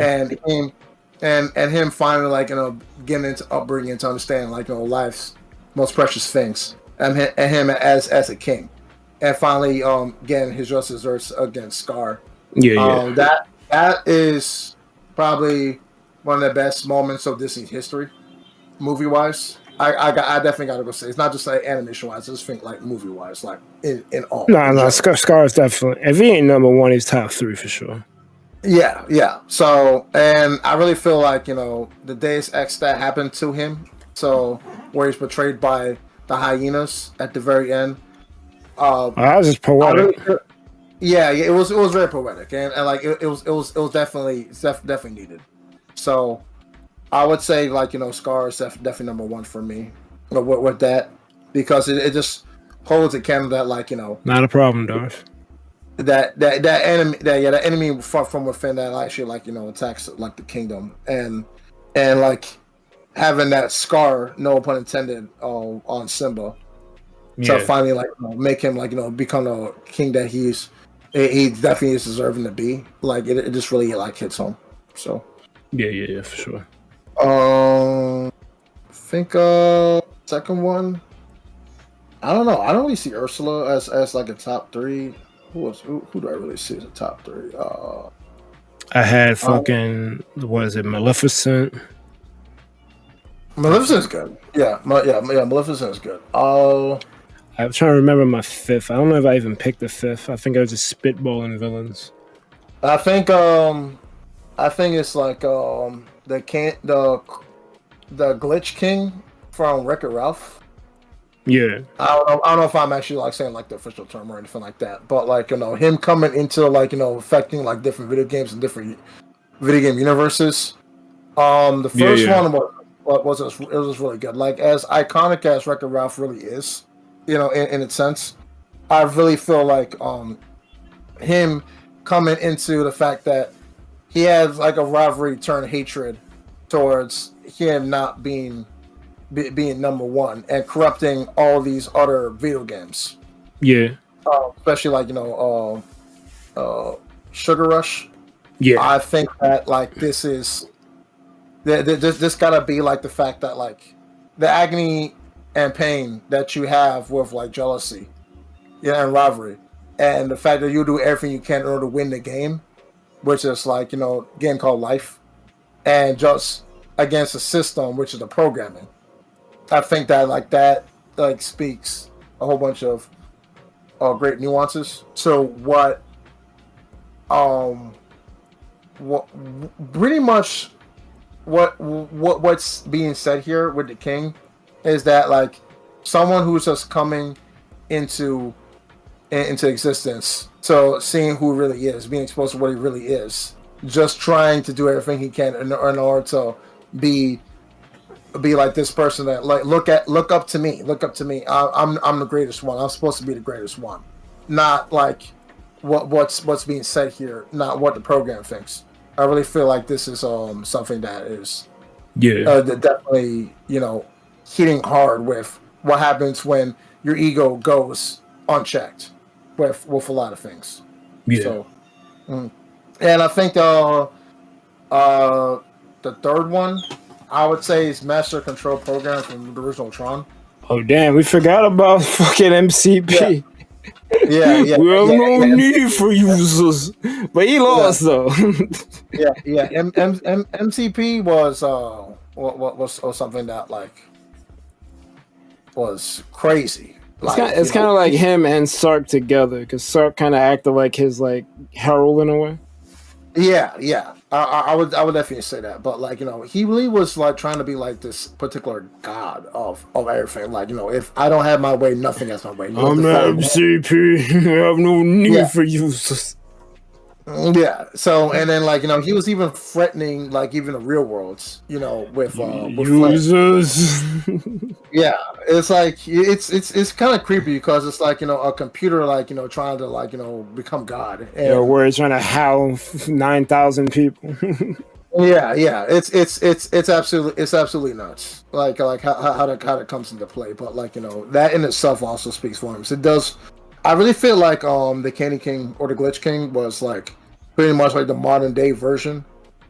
Probably like a lesser modern day version of the MCP, trying to like come in the clutch, like saying like like I'm the one who matters. I'm the one like that is charge of all programming and all of life. What happens, what I say goes, and you can't stop me for whatever reason because I'm meant for this in my own egotistical manner. So yeah, it's pretty big. I would definitely put MCP up there as my number 3. Gotcha. Yeah. For the 4 and 5, I'm not sure. Like those have been pretty much like my top 3 Disney villains of all time. So I'll just take one from you and one from D, because D brought up Pete.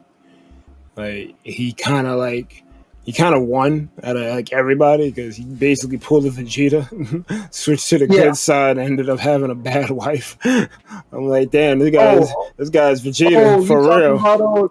You talking about Goof Troop? Yeah, my Pete is basically the Disney Vegeta. This shit's crazy.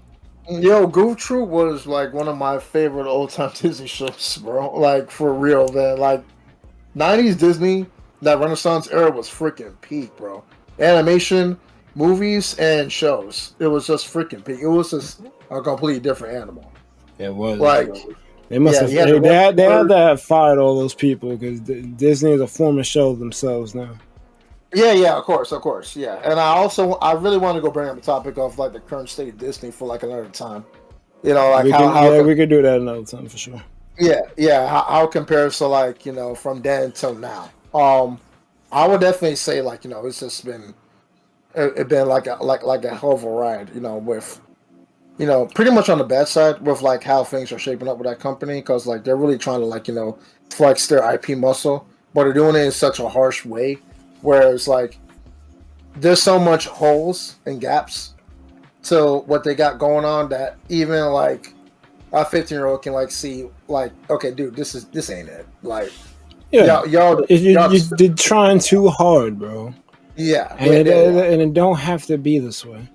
We were just talking about the fucking MCU. It's like Brave New World. Honestly, isn't that bad of a movie, but it sucks because it's trying to build up to Secret Wars when phases 4 and 5 should have been building up to it. But all of these other like plot lines that were being built up are like either dead ends or not going to be used because of whatever reason. Someone was fired, reshoots, fucking people being like a whole bunch of dumb shit. There was like maybe there was a plan, but they had to deviate, and then they kept deviating, and then it got to the point where no one knows what's going on. We're just throwing shit out and hope it sticks, type shit. And it's unfortunate. It's like the shit with Blade, the shit with the Eternals, the shit with Wanda, the shit with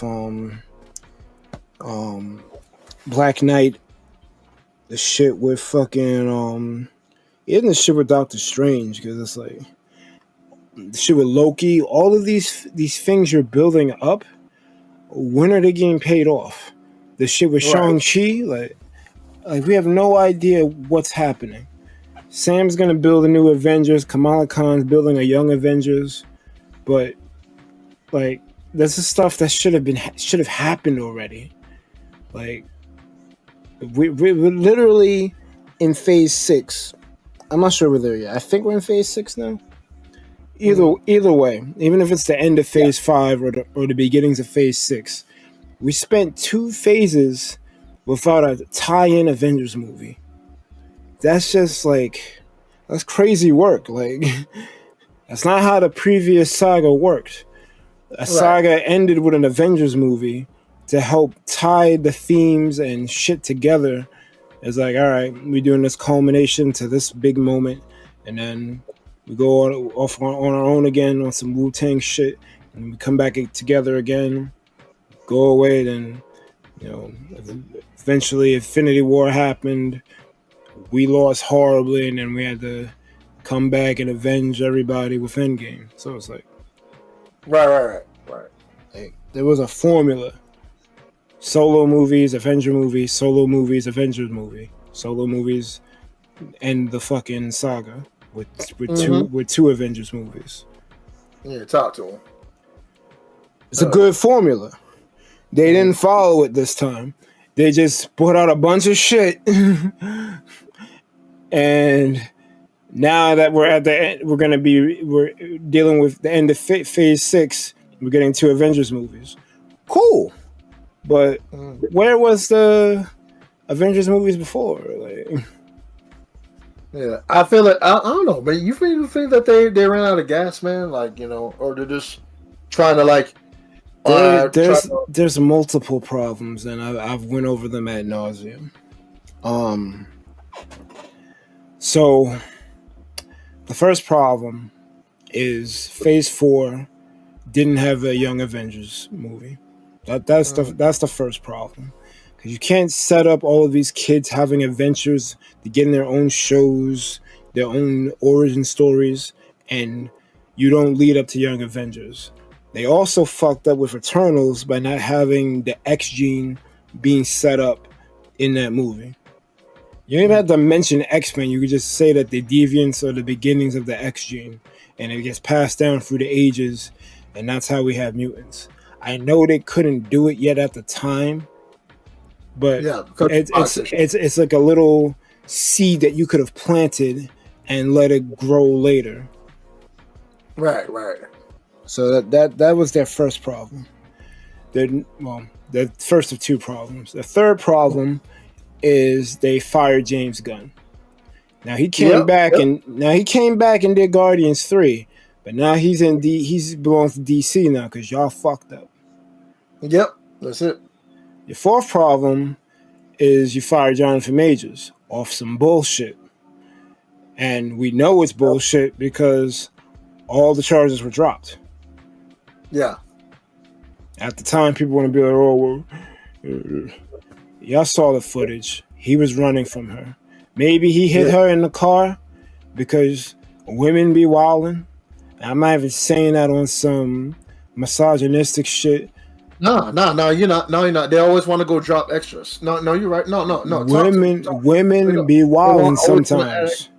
If shit don't go their way, they fucking bring out the fangs. It's just some women are like that. Not all women are like that, but there are some women like that that if they don't get their way, it's it. It's clip.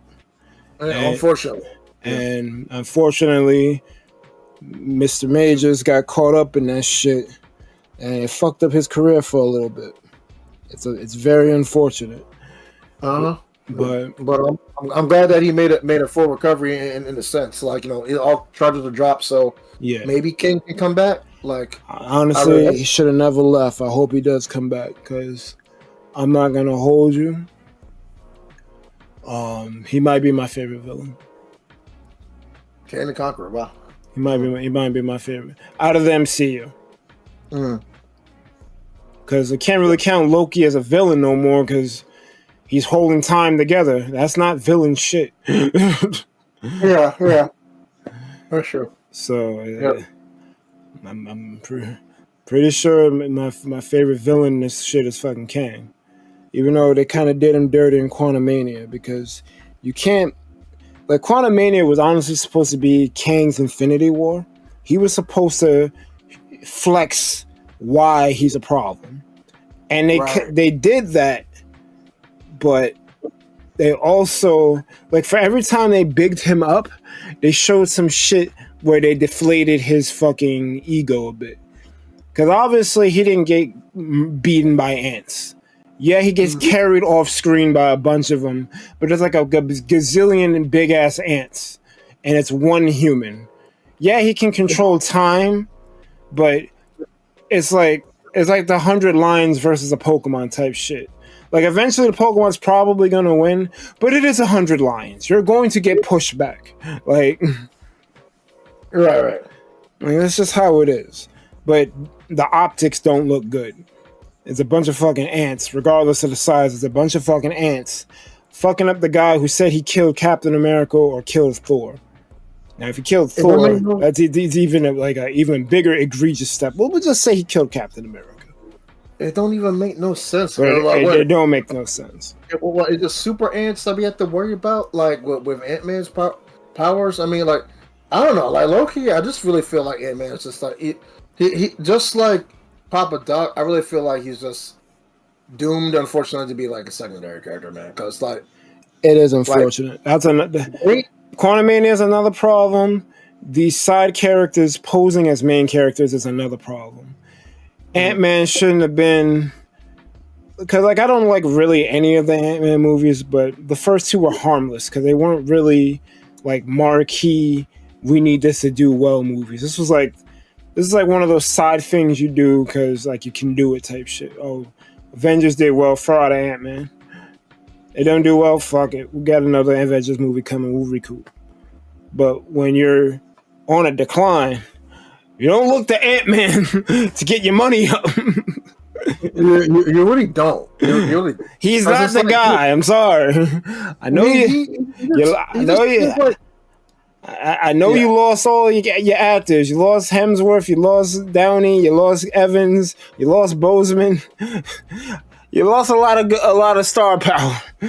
But he was not it. Paul Rudd was not it. Sorry. He's not. I mean, like, I just really feel like it's just like a contract like situation at this point, because it's like I really feel like all these side characters, they're really just on contracts, bro. Like you know, they really want to do good, and I root for them. I'm happy actor wise, actress wise. I'm happy that they're getting their just respect. You know, they're out there on the silver screen doing their thing, doing as much as they can. It's not just one person. It's probably screenwriters, probably directors. You can't really like fault them too much on, like, you know, everything that happens. But it's just like, at the same time, it's just like, you know, the product that's on screen, that's what we look at the end of the day. It's like, what are we really, like, you know, rejoicing on? Like, yeah, you're doing everything you can in order to expand the secondary characters, and I'm cool with that. I'm actually cool, because at the end of the day, it is a Marvel product. You probably want to go give them the backstory, or, like, you know, their trials and tribulations that they have to go through as them being their own hero. Cool, and I'm with that. But it's just like, if you're gonna do it, man. I mean, like, I just really feel like that's the best they can really do with these characters. I mean, like, and I'm not really trying to be so biased because we're not seeing Thor or Iron Man or anything like that. But it's just like, I don't know. I mean, like, maybe this is just a recipe that they really have with MCU from the very beginning. Because, like, you know, if you think about it, at the end of the day, I mean, like, it's a hero movie. And it's probably going to sell seats. It is, like, you know, feeding more into the Marvel lore. So, as much as I like to go see other characters, or even like, other characters that are showing up in other stories, like, if I saw MODOK in Captain America, I would flip my shit. That really should have been the case. Captain America Brave New World, the new movie that just like came out like a month ago, if that was Incredible Hulk 2 featuring this new Captain America, I would have been way more solid on that. Because they had Ross, they had the Red Hulk, they had like the leader, they had all of those main three villains, right? Coming in clutch, you know, showing their face for the first time in the MCU, silver screen. Hulk should have been Incredible Hulk 2. Some people say Avengers 5, but it should just been Incredible Hulk 2. Like, dude, like, come on. So before I forget my points, because you go into a different problem that I was going to get to. Ant-Man should have probably never had movies. He probably should have just had shows. All of these secondary characters, they were right to give Anthony Mackie a show. I don't like his show that much, but it works for him because he's not strong enough to hold a movie. So it's fine. Ant-Man brother probably did better as a show than a movie, and it actually would work. I think Quantumania would have probably worked better as a show because Jonathan Majors was in Loki. So having Quantumania be like a continuation, but with Ant-Man, it might have worked better. Maybe. I don't know. Mm-hmm. But that's they don't know how to tell the stories.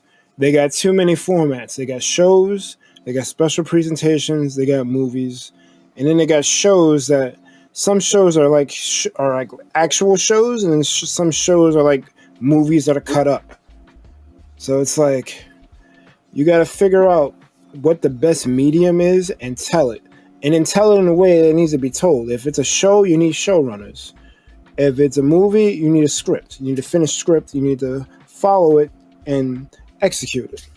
If it's a special presentation, you could probably just do what you've been doing, just film whatever and then splice it up together it doesn't have to be as long as a movie, but it can be longer than a show. So it's like kind of like an OVA for like if you watch anime, like that's what the special presentations are.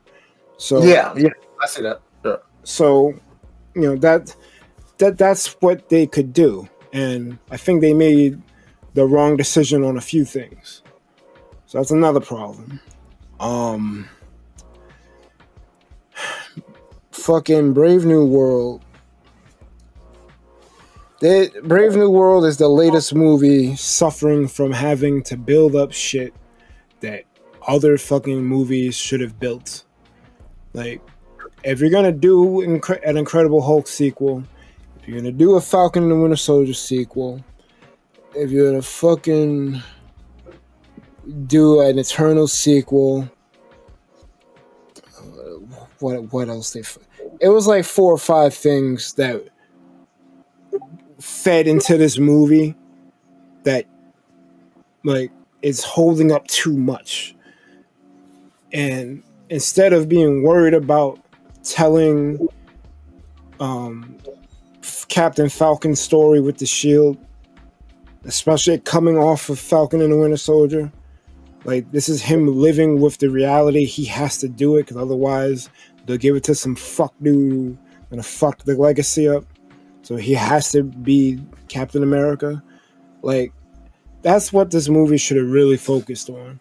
The split on Ross, like, and him. Like, I guess they wanted them to be folds of each other, but it doesn't really work because, like, I guess because Sam is more calm and Ross gets angry, but Ross really keeps his anger in check for the most part. He only really gets angry toward the end because the gamma from the pills he takes like overtakes him and like he becomes Red Hulk. But like I said earlier, that's not really the Red Hulk. It's not. It's like a dumbed down version of it. It's a color palette swap of regular Hulk. Because if you look at comics or other media like the cartoons, even some of the video games where these characters act, they don't like some of these adaptations don't act like the character at all. Taskmaster's probably the best example of how to not get it right, because this dude is supposed to be a wisecracking, talk shit, I could do what you do but better character, and we get none of that. You show us this fucking former doll in Black Widow and call it Taskmaster. Like, that's not Taskmaster. That could have just been a doll. A rogue doll that got out. That's not Taskmaster. Y'all don't know what Taskmaster is. Red Hulk. Red Hulk. Red Hulk talks a bunch of shit. Please resist. Please. Like, he's intelligible, but he's also a Hulk. And it's like it's like you got to deal with this shit. He can talk. He can shoot the fair one with you talking wise, but he can also shoot the fair one with you by getting you out of here with that punch. Like he's a Hulk with intelligence. That's terrifying, but we don't get that here. We freaking just like he basically goes berserk, and I would give them credit for doing it that way because it's like this is the first time he's transforming. Because he took the pills over time. He wasn't always Red Hulk. This is a new phenomenon.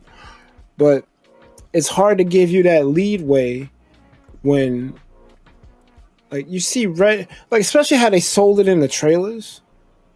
Like, Red Hulk hulking out going crazy. You're expecting that to be kind of the movie.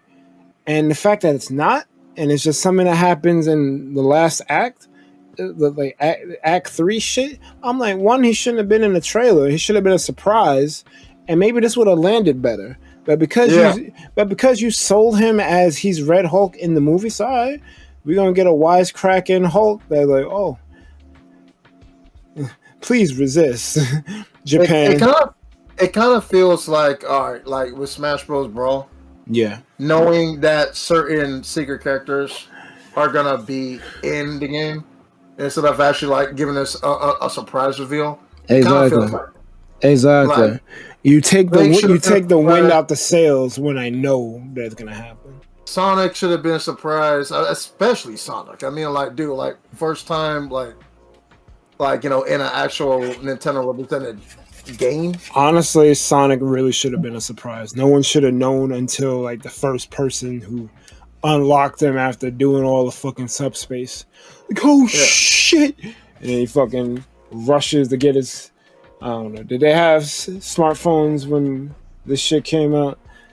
He gets his fucking camcorder and fucking tries to film that shit real quick. Yo, I gotta put this on the internet. Hold up. I mean, seriously, man. They dropped the ball on that. It should have been a surprise. We shouldn't have known. But I guess but they shouldn't be worried about it fucking selling units. It's Smash. We're in the fucking the third iteration, and people fucking glaze the shit out of Melee. You know, people were gonna buy Brawl. Like that was never in question. And then you not saying Sonic is in there, and then we come to find out he's in there. That's gonna push your sales like crazy. It's like, shit, Sonic's in there. I gotta get this shit. Come on, man. I mean, seriously, like they should have like kept that in check from the very beginning, like because there's so much talent to the directors. I mean, like they probably should have seen that coming. Like you didn't see that coming. Yeah, and then like I just really feel like this is not gonna. We're not gonna like listen to like a Brawl topic or like a Smash topic, but like I mean like comparison to like what's going on with like Brave New World, all that stuff should have been kept a secret, or this should just redone the premise, because either or would have made it a way better film. So reshoots is actually another problem that fucking Disney Marvel has.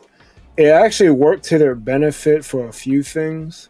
I think the Marvels could have been a way worse movie, and the fact that they did reshoots for that made it be better, because the pacing of it, like like the pacing sucks, is like they keep moving, but the fact that they do that kind of like rush through the dumb shit and like get to the goods. So I didn't mind it so much. I still think it's okay. I don't know, like I really the problem is there's two movies in the Marvels. There's a Captain Marvel 2 that we never got, that they're cramming into the front load of this movie, where Captain Marvel's dealing with the aftermath of defeating the Supreme Intelligence and the guilt of that. Like that's weighing on her. Like that needed to be a movie by itself. That didn't need to be in this movie. And I hate that we never got that. A lot of people don't like Captain Marvel. I think she's okay. I don't think she's like, the terrible thing that a lot of people like think she is. But her character could be done a lot better. And I think if we spent a movie dealing with her, I'm all powerful, but I can't solve everything with these fucking photon beams. Like, if we could have had something like that, I think it would do a service to her character. Well, the thing is though, with Brave New World, I really feel like it was just like too many concepts all at once that they were trying to go execute. Yeah, because definitely. If too many cooks. They didn't. It's really too many hats. I mean, like they try to be like a pre-X-Men, a freaking pro Marvels, pro Eternals. Yep. They were trying to like do Incredible Hulk stuff. Yep. Like I don't know what it was trying to be, and then probably like here's the fourth one, probably like the second season or like probably the next season of Captain Falcon and Winter Soldier type of thing, because I mean, like bro, like they were trying to like wear too many hats. Like it didn't really have any. It didn't have an identity. Yeah, so like what it was really trying to be from the get go. Like it was just too much hype with this. Oh, it might be X-Men. Oh, that might be it. Extra Eternal stuff. To tie in why Eternals are important. Oh no, wait, no, we're gonna do Incredible Hulk. Yeah, that's it. No, wait. Better yet, it's tied in because Captain Falcon's in this. So let's hype up the show and put it onto the silver screen. Perfect. Print that promotion, motherfucker. Nah, I don't know. Like they don't know what to do. They don't know what to do. It's four hats in the ring all at once, and we don't know what the main landing point with all of this stuff. And then like the fact that they do way more harm than good. Yeah, they nerfed the hell out. They nerfed the hell out of Red Hulk. There's no reason why Red Hulk should have lost that fight at all. Well, that was plot armor, because everyone knows that Sam was not winning that fight. Yeah, come on, man. Like so. Even vibranium should not be like. I know it's strong. I mean, it's plausible. This is kind of like how like Death Battle works. At least old Death Battle before it got really stupid. It's like this is plausible. Sam's not gonna insta lose because he has vibranium, but he's not winning this fight. So they did a good job of showing that, of him holding his own, but eventually he's gonna get hulked out. And that's what happened. He grabbed the wing, ripped the shit off, tried to fucking counter with the other wing to do the concussive blast, but I mean you only get one of those. And you lost the other wing, so it's gonna be hard for you to build that up again. So it's like he was gonna lose through attrition. There's only so many times he can take those blows from Hulk. He was going to lose that fight. Like anyone who thought Sam was gonna win that fight is like doesn't understand power scaling. It's like there's just no way. We've never seen we've seen Captain Falcon fight super soldiers, but like he's never fought like a Hulk. Like he could barely get with super soldiers. Now you're dealing with a Hulk, a fresh one at that just got his shit. So he's probably not even at full strength yet. He's only gonna get even more stronger over time as the fight drags on. So it's like he stands no chance. Like no one should go into this thinking he's winning this. Yeah. So I think they did the best possible thing they could have did by having him sandbag until ultimately the writing's on the wall and he ends up losing. So like the fight was fine. It's just I don't know, man. Maybe honestly this movie needed Bruce Banner in it. It did. It needed to be the Bruce Banner movie, the next Bruce Banner movie. It needed Bruce Banner in there. Bruce Banner could have came in at the the last second and saved Sam. Like that. Honestly, I would have preferred the fight end that way, as opposed to the whole sun's getting low, cherry blossom shit they did with the Talk No Jitsu. Because Talk No Jitsu does work for Papa Doc, because he was a counselor. Like it's within his character, it makes sense, but it feels contrived. Because like, bro, like we couldn't get to him before. Now because we got a bunch of fucking cherry blossoms around. Now it works. Like you try talking to him beforehand, like he went nuts. That's it. You got to knock him out or knock the Hulk out of him to get him back to like his regular form. Like it didn't work for me. They didn't convince me enough.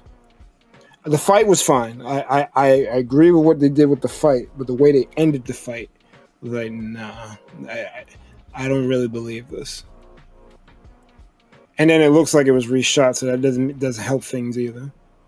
Like the lighting was completely different from the beginning of the fight, so it's like bro, like there's rumors that Ross was gonna die, which implies that Falcon killed him. But I'm like, no, I wouldn't have liked that either.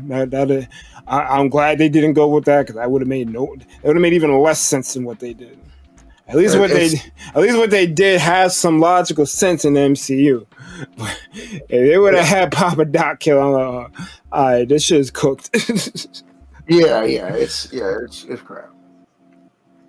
It's like crap, man. Like I don't know, man. Like there's just so many ways. I mean, like even from a fan perspective, there's just so many ways that like this could have been like a way better film, and like it wouldn't necessarily take away from the star power of Anthony Mackie playing reprising his role. It wouldn't if Hulk was in it.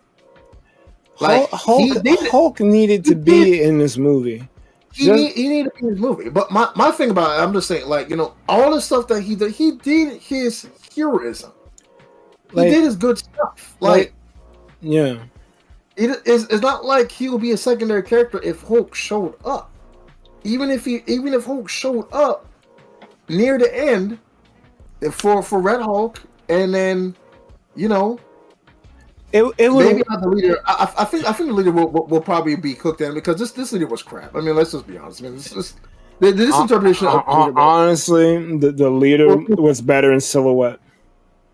Yeah. When he was in the shadows scheming, he was way more intimidating. The minute he started like coming out with the hood, then eventually he came out without the hood, I'm just like, bro, like, I'm not afraid of you. Yeah, and like though, oh jeez, I just want to go say this, man. Like again, like I said this in so many other avenues, bro. Like he looks fucking hideous, man. Who the fuck was the makeup artist for the leader?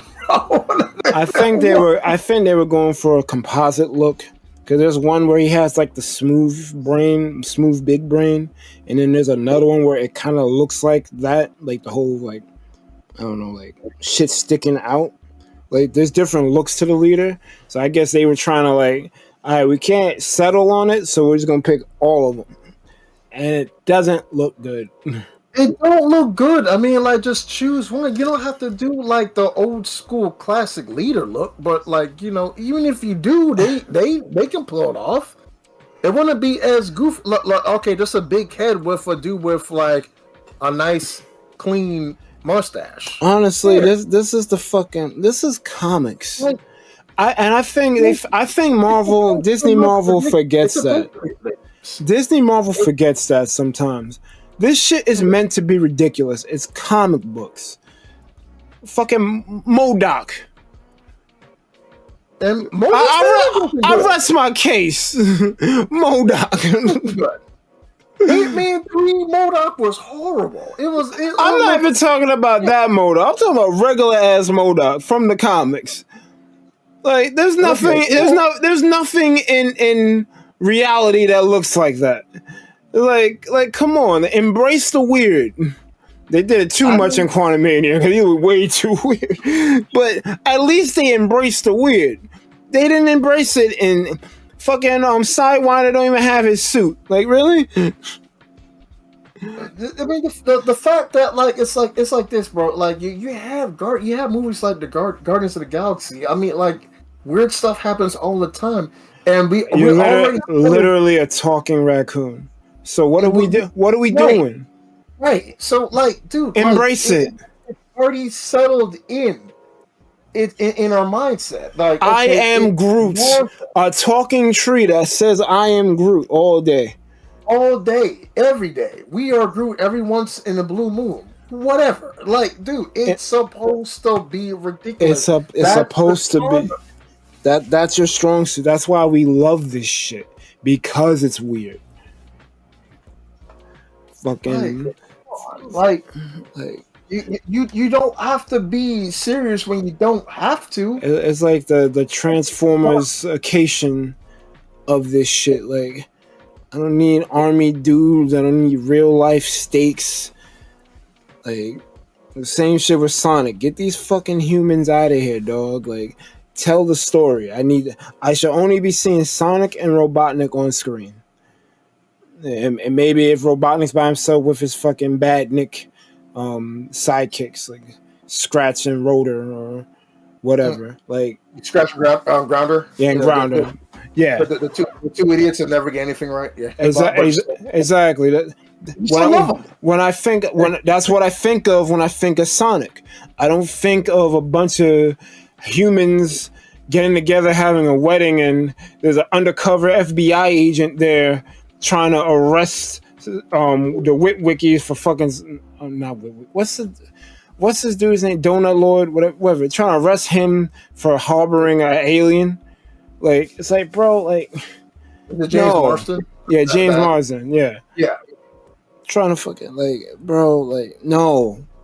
This is not what I signed up for. I signed up for Sonic and Robotnik and Mobius. These are the things I think of when I think of Sonic. I'm like, how y'all gonna adapt Mobius? And I'll give them credit. They did the whole isekai thing, or I guess reverse isekai thing, because he was on Mobius and he came to our planet. But there's like similar things because like they had the Labyrinth Zone. The town he landed in was called Green Hills. What was it? I mean, that was just for like reference and just like, you know, for like nostalgia purposes. Well, even so, the fact that the shit was even there, like they found a cave that reminded you of Labyrinth Zone. The town was called Green Hills. Like there was a snow area they went to, so that could be ice cap. Like there's callbacks to the shits. That makes sense. So even though they're not on Mobius, they're at least doing Sonic things. So that's cool.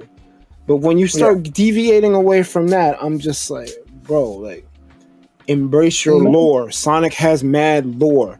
Like, just do it. We're tangenting, but Marvel has mad lore. Follow the lore. Like, and like, they do follow lore, but they do it selectively. Like, because obviously this whole shit leading up to Secret Wars is the time runs out shit, the Jonathan Hickman shit into Secret Wars. The Infinity Saga was basically the Infinity Gauntlet storyline. Like they follow the comics, so it's like you're already winning the freaking crates and found these comics. You dug through the crates already, so I don't understand why you're so afraid to like adapt things the way that they're supposed to look. You want to like normify shit, right? Even in Daredevil, because Bullseye didn't have his suit. Like he had the black shit, but he didn't have the white Bullseye. It was like kind of grayed out. It was there, but it was like a gray emblem on his shit instead of the whole bright white that would stick out against the black part of the suit. It's like, bro, like, embrace it. This is what it is. Yeah. Don't try to run from it. Like, embrace your fucking lore. Follow the source. And if you're gonna deviate from the source, make it make sense. Right. Like, at least that. Like, that's a great point. That's a great point that you say. Like, cause I really feel that's something that Hollywood has to go take note in general. Like, don't try to do too much, whereas like you're trying to fix what's not broken, and you're doing so much to the point where it's like you're adding extras to something that no one's really like asking for. No one's signed up. Exactly. No one's asking. Like, I liked Agatha all along. No one asked for that shit. Why is this made? Thank God it wasn't terrible. But I'm like, looking back, why was this made? Yeah, but like, you know, I don't know. I mean, like, I think that I really feel like that falls more into the bucket where it's like they're trying to expand on Marvel lore. I don't really feel like. But you don't got time for that. You don't have time for this. Yeah. This was a phase 4 thing, really. This could have came right after WandaVision. You didn't have to wait to do this. Yeah. Like, I don't know why it took so long. And I think they announced it pretty much after WandaVision, because they had a whole fucking slate where they had like 18 things, and fucking Agatha had like fucking like 3 different names before they settled on Agatha all along. I think it was Covenant Chaos was one of the titles. Like they changed the name of that show at least 3 times before they settled on Agatha all along. So it's like, I didn't know that. I don't know that. I was following it because like I I'm criticizing Marvel like this because I know it has the potential to do good, and I just wanted to do it, but it just seems to keep getting in its own way, and I'm not sure what's causing it at this point. Because they gotta know by now what the problem is. They have to. The outcry has been there. They even joke about it in Deadpool and Wolverine. Like, if you're not aware, maybe you need to watch your movies. Yeah. Because like, it's like, and it's not that the multiverse is done to shit. It's like the multiverse is done like shit. You make a movie called Multiverse of Madness. What? Yeah, you know. And you go to 3 fucking multiverses. That montage does not count because we're there for 2 seconds and we leave. We go to the place where they had that stupid food stand, the Poppy whatever shit, the real world that we were in, the 616, and then the 838 shit. Well, it's 4 because that other area that Strange the bad Strange was in, that wasn't Strange Supreme, that was just an evil Strange. So his realm, the fucking the plant overgrown realm, 616 and 838. We go to 4 fucking, but this is the Multiverse of Madness. Bro, like, you need a better name. And don't tell me it's because you wanted the acronym MOM. Because I'm gonna be mad if that's really true. I don't know how true that is, but I see that sometimes. Like, oh, they wanted to do that for Mom. And no, please no. These motherfuckers didn't even watch WandaVision. Right. And they're proud of that. I would have never said that shit. Because that just makes sense why Wanda was so ass in that movie. Wanda used to be one of my favorite characters. I still fuck with Elizabeth Olsen, but she needs a redeem ASAP because they fucked her character up. Yeah. Again, I don't really finish. I don't have a problem with the actress. It falls more in line with like the production team, the directors. And they fucked her up in Multiverse of Madness. She's not likable in that movie, which makes me think that if they actually did a good Captain Marvel movie, maybe people would fucking like Brie Larson. Yeah. But if you're gonna fucking give her a role where she's supposed to be arrogant and never learn from her mistakes and she stays being arrogant, there's no growth, well, of course people ain't gonna like her. Like, you're not giving her a check. The only time she ever got a gut check is when Thanos punched her the fuck out of, and we're blasting off again with the fucking Power Stone. That's the only time she was checked. Every other time, she pretty much wins. Even though like she's down in the dumps for being the Supreme Intelligence, no one's really punishing her. No one can punish her. She can only punish herself. So it's like she needs something to make her change her worldview. Mm-hmm. And they could have made a movie exploring it, but who knows? I'm just like, I want them to deal with the hanging plot threads. That's what I want them to do. I don't need any more new ventures into other characters. Like this Wonder Man shit that's coming out. Who gives a fuck? Wonder Man movie? They're making a show called Wonder Man. I'm not familiar with the character. Normally I don't really like, more Marvel, but you can't introduce a new fucking character and you got freaking Cersei that's been fucking kidnapped by Arishem. We don't know what's up with her. We don't know what's up with Shang-Chi or his sister. We don't know what's up with Whitman and Blade. We don't know what's going on with Scar and Hulk. We don't know what's going on with She-Hulk. We don't know what's going on with Moon Knight. Like, you're not addressing nothing that you established. Loki's at the end of time holding this shit together, And I don't know, like, is someone gonna help him? Like, I don't think anyone knows he's there other than Sylvie and that crew. But they're in the TVA. I don't think anyone outside the TVA knows he's there. Right. Maybe Deadpool knows he's there, but maybe.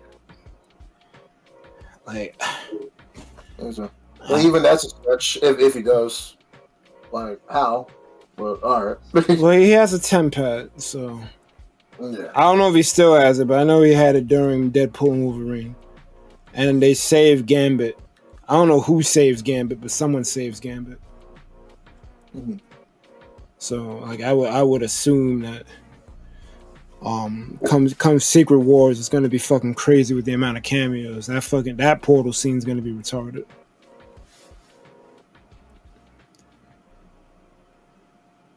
All right. Well,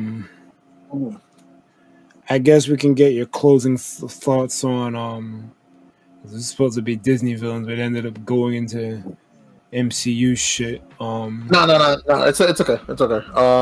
That's I pretty much set my piece with the Disney villains. I don't know like a number 4 or 5. I have a top 3. Yeah, I'm still the MCP from you and Pete from D, and that'd be my 5. Fucking Scar, Jafar, Maleficent, Pete, and MCP. But quickly, your thoughts on Daredevil's episode 1 and 2? Great. This is New York stand up on this one, dog. Like this is indeed. This is I love New York, and for the city. I love the city. And for the fact that like it hits home so much because it's like this one is really for the people. I really feel like this is also really for people who just want to go stand up against like political corruption, police corruption, and everything in between. I mean, like you got Wilson Fisk as the mayor. I love this. I love my city so much. I ride from there. Yeah, right. But if you do like a deep dive, if we're only talking about 1 and 2, I really want to talk about 3. We can't talk about 3. Yeah, we'll talk about 3 next week. 1 and 2, Foggy. No, can I say spoilers? Don't say the Foggy spoiler. Oh, okay. All right. You can talk about everything else. Don't talk about Foggy. Okay. I really feel like Matt Murdock, outside of his mask, is really showing like a true importance of like what the character really stands for. I love that. I love that. In the utmost, bro. Like he went through hell from episode 1, from you know what, and the fact that like he's really trying to like just rekindle the spirits, trying to hold everything together with his firm, and find out like like we got a mass vigilante like and run around who like didn't necessarily get his just desserts with what he wanted to go do in order to go help a civilian that looked like he was like in deep trouble. The fact that he still stood his ground in order to help and assess the situation that was really uncalled for from the very beginning. It was really uncalled for. Yep. At the same time, still shines a light that like what is going on with this police force under this new Wilson Fisk governor. Oh, sorry, this mayor. I ran on an anti-vigilante agenda. So now police are just roaming around doing what they feel like is best. I have to do what's right for their own agenda and for their own pockets. For the city. Right. Right. And the fact that like he's standing on trial with this is something that he didn't really necessarily done. And Matt Murdock is taking a case like he can be a hero, and without the mask, and he's even giving Kingpin the side eye. For what he really truly is. Like you can't really shake your dark past. It's gonna come up to you because we know something's broken. we know that you're about to go do something that's like out of this world, Kuro. I'm not doing anything other than shape the city in my image. Because it's my city. Vanessa, stop feeding the rats. I have bigger plans.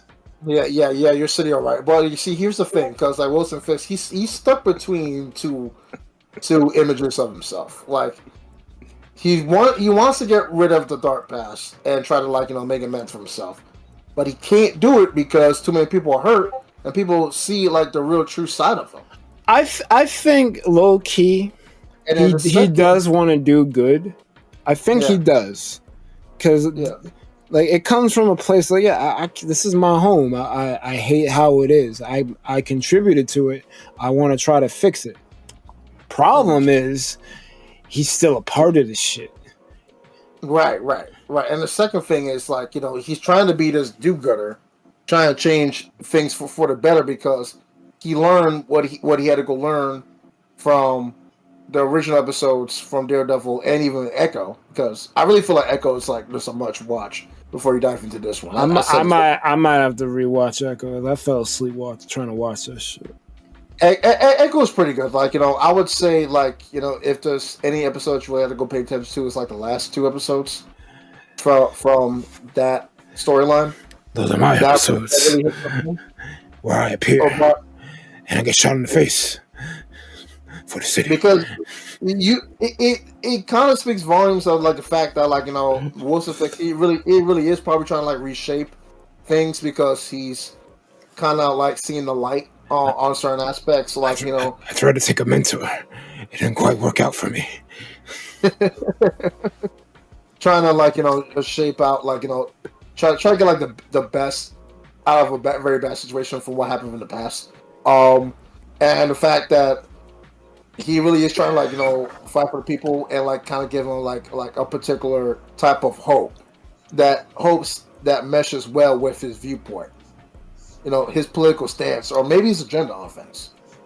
But like he can't really get to that for the most part because he still has those haunting demons, no pun intended, quote unquote, that are just on his back that are willing to go pounce on him on if he steps out of line just even one time. And lo and behold, Matt Murdock, he's right there just watching the shadows, seeing what he's going to go do. What's his real next motive? He knows that something's still rotten up in his sleeve. He has something hiding. If it's not him, it's going to be something else that's tied to him. He knows. I kept my promise. I didn't get involved in anything nefarious. Yeah, right. Of course. Right. Thank you, Mr. Fisk. But I kept my promise. Here's the thing. Let me run from here. All right, here's the thing. For the city. Episode 2 showed so much corruption with the police force that they want to go shut White Tiger up because they know that they fucked up from the very beginning. And White Tiger, he got something. He got a case up his sleeve that he knows for a fact that if he goes to the right defensive attorney, something's going to shake up. Well, it's a good thing. Matt's a really good lawyer. Yeah, because you just feel like someone outside of Murdoch's firm is eventually going to go put 2 and 2 together. It's going to be like, yeah, dude, like. It's not a crazy take at all. Like all of this does make sense. Like why is the police force wilding out? Why are they doing all this corrupt things and trying to keep at hold with their agenda just because a certain person is in power? And even if that isn't the case, what they're doing is still freaking fucked up. Like no, they were held accountable. They were fucking up their informant. They fucking White Tiger tried to check him. Yeah. Then they tried to check White Tiger, and then your man checked out because fucking tussling in the fucking middle of a subway platform. Who the fuck fights in a subway platform? This ain't Street Fighter. You better get your ass to the park. Street Fighter 3, right? Fuck's wrong with you? That's why you died. Some Final Fight shit. You fighting a fucking Def Jam fight for New York. Word, you fucking narrow ass subway station. The fuck's wrong with you? That's definitely Def Jam fight for New York, dog. If you get ringed out, you get KO'd by a train. Hey, yo, come on, B. I remember that shit like yesterday, dog. That shit's so fucking funny. Anyway, but like, dude, like the man is trying to now. He's fighting for his right as not only as a civilian, but as a vigilante who doesn't necessarily need a mask. You don't need a mask in order to save people's lives, bro. Vigilantes must be brought to justice.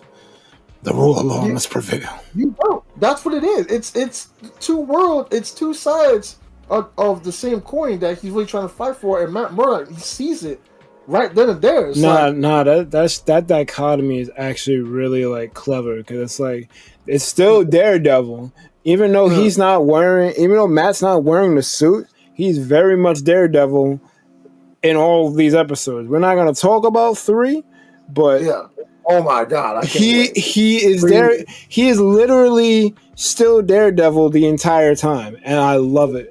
Like, I love it too. It's just done so well. I'm so happy that they didn't fuck this up.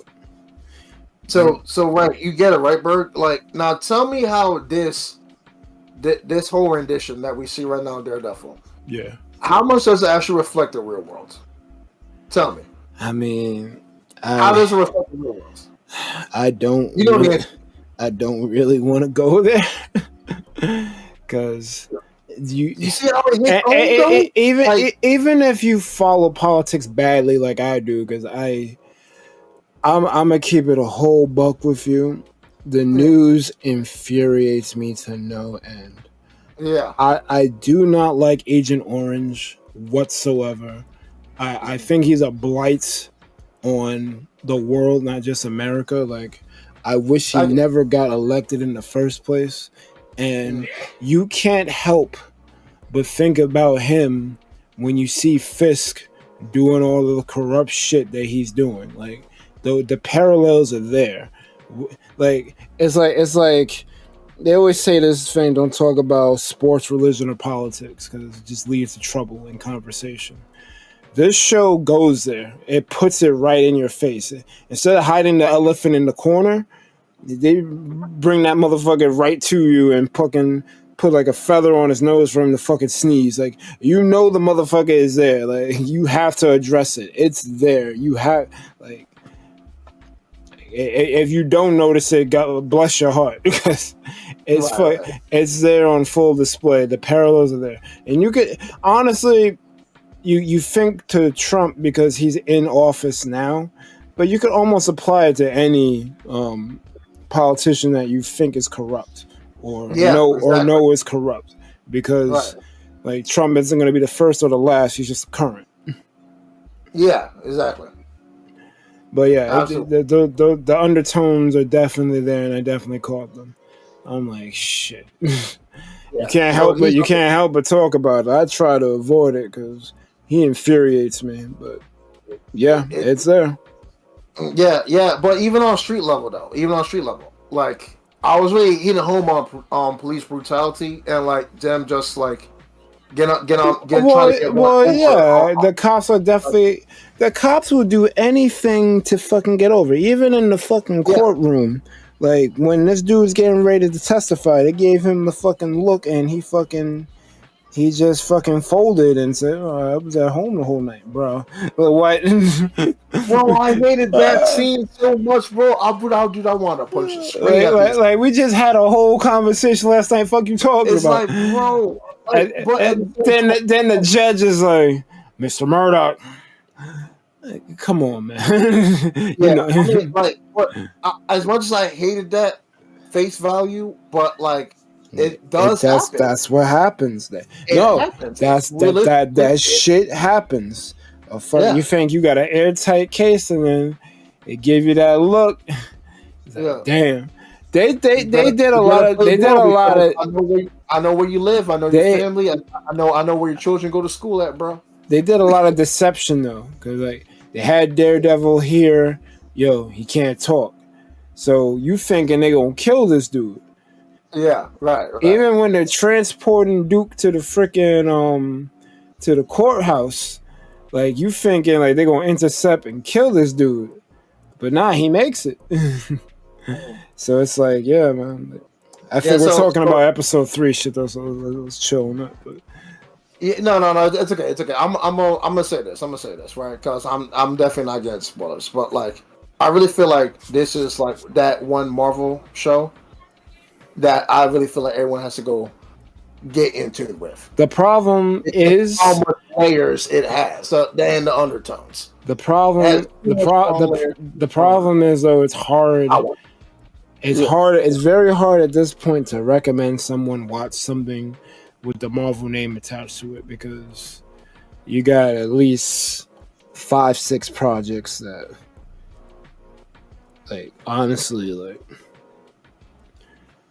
well, Deadpool and Wolverine notwithstanding, I think Guardians was the last, like, good, like, yeah, you need to see this shit type of movie. Deadpool and Wolverine is good. I still think it's good, but me too. It's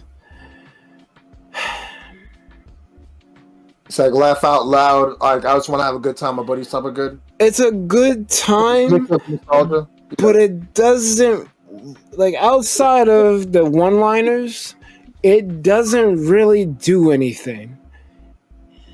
And it don't. And that is unfortunate.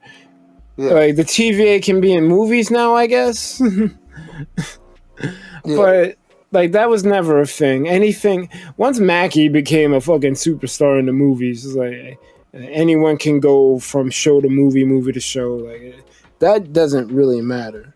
What is Deadpool and Wolverine doing for the MCU as a whole? It's not moving it forward. Yeah, like it does introduce X-Men because we finally got Wolverine in the MCU, so that's good. But I don't. I think that the Deadpool and Wolverine payoff isn't gonna pay off until Secret Wars, because all of those characters are coming in Secret Wars. You can bet your bottom dollar. I feel like they're.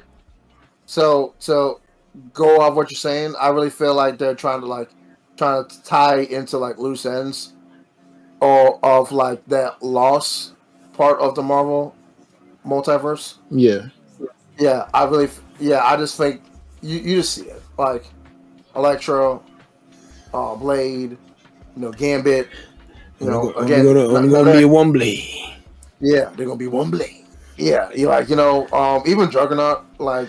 I'm the Juggernaut, bitch. Yeah, and even Chris Evans, your Flamer.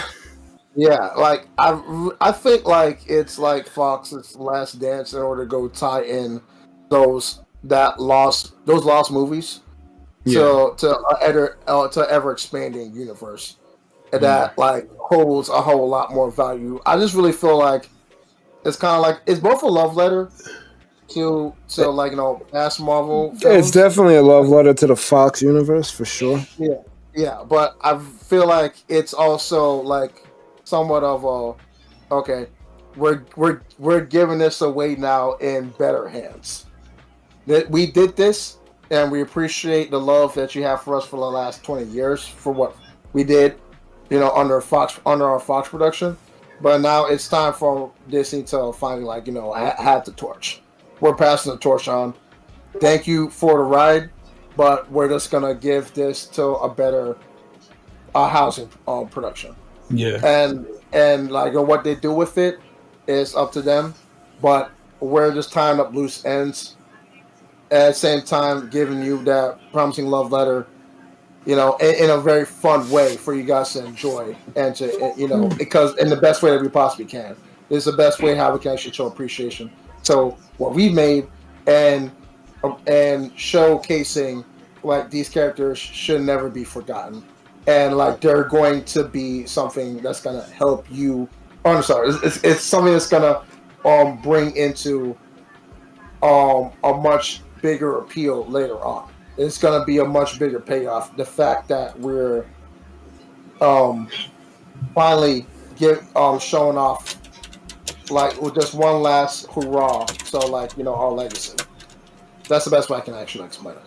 So it's gonna be in better hands. Just stick around, folks. It's gonna be worth it. It's gonna be worth it. So that's what I feel about with that. But yeah, I mean, going back to like Born Again, yeah, dog, like so much big layers and so much big undertones.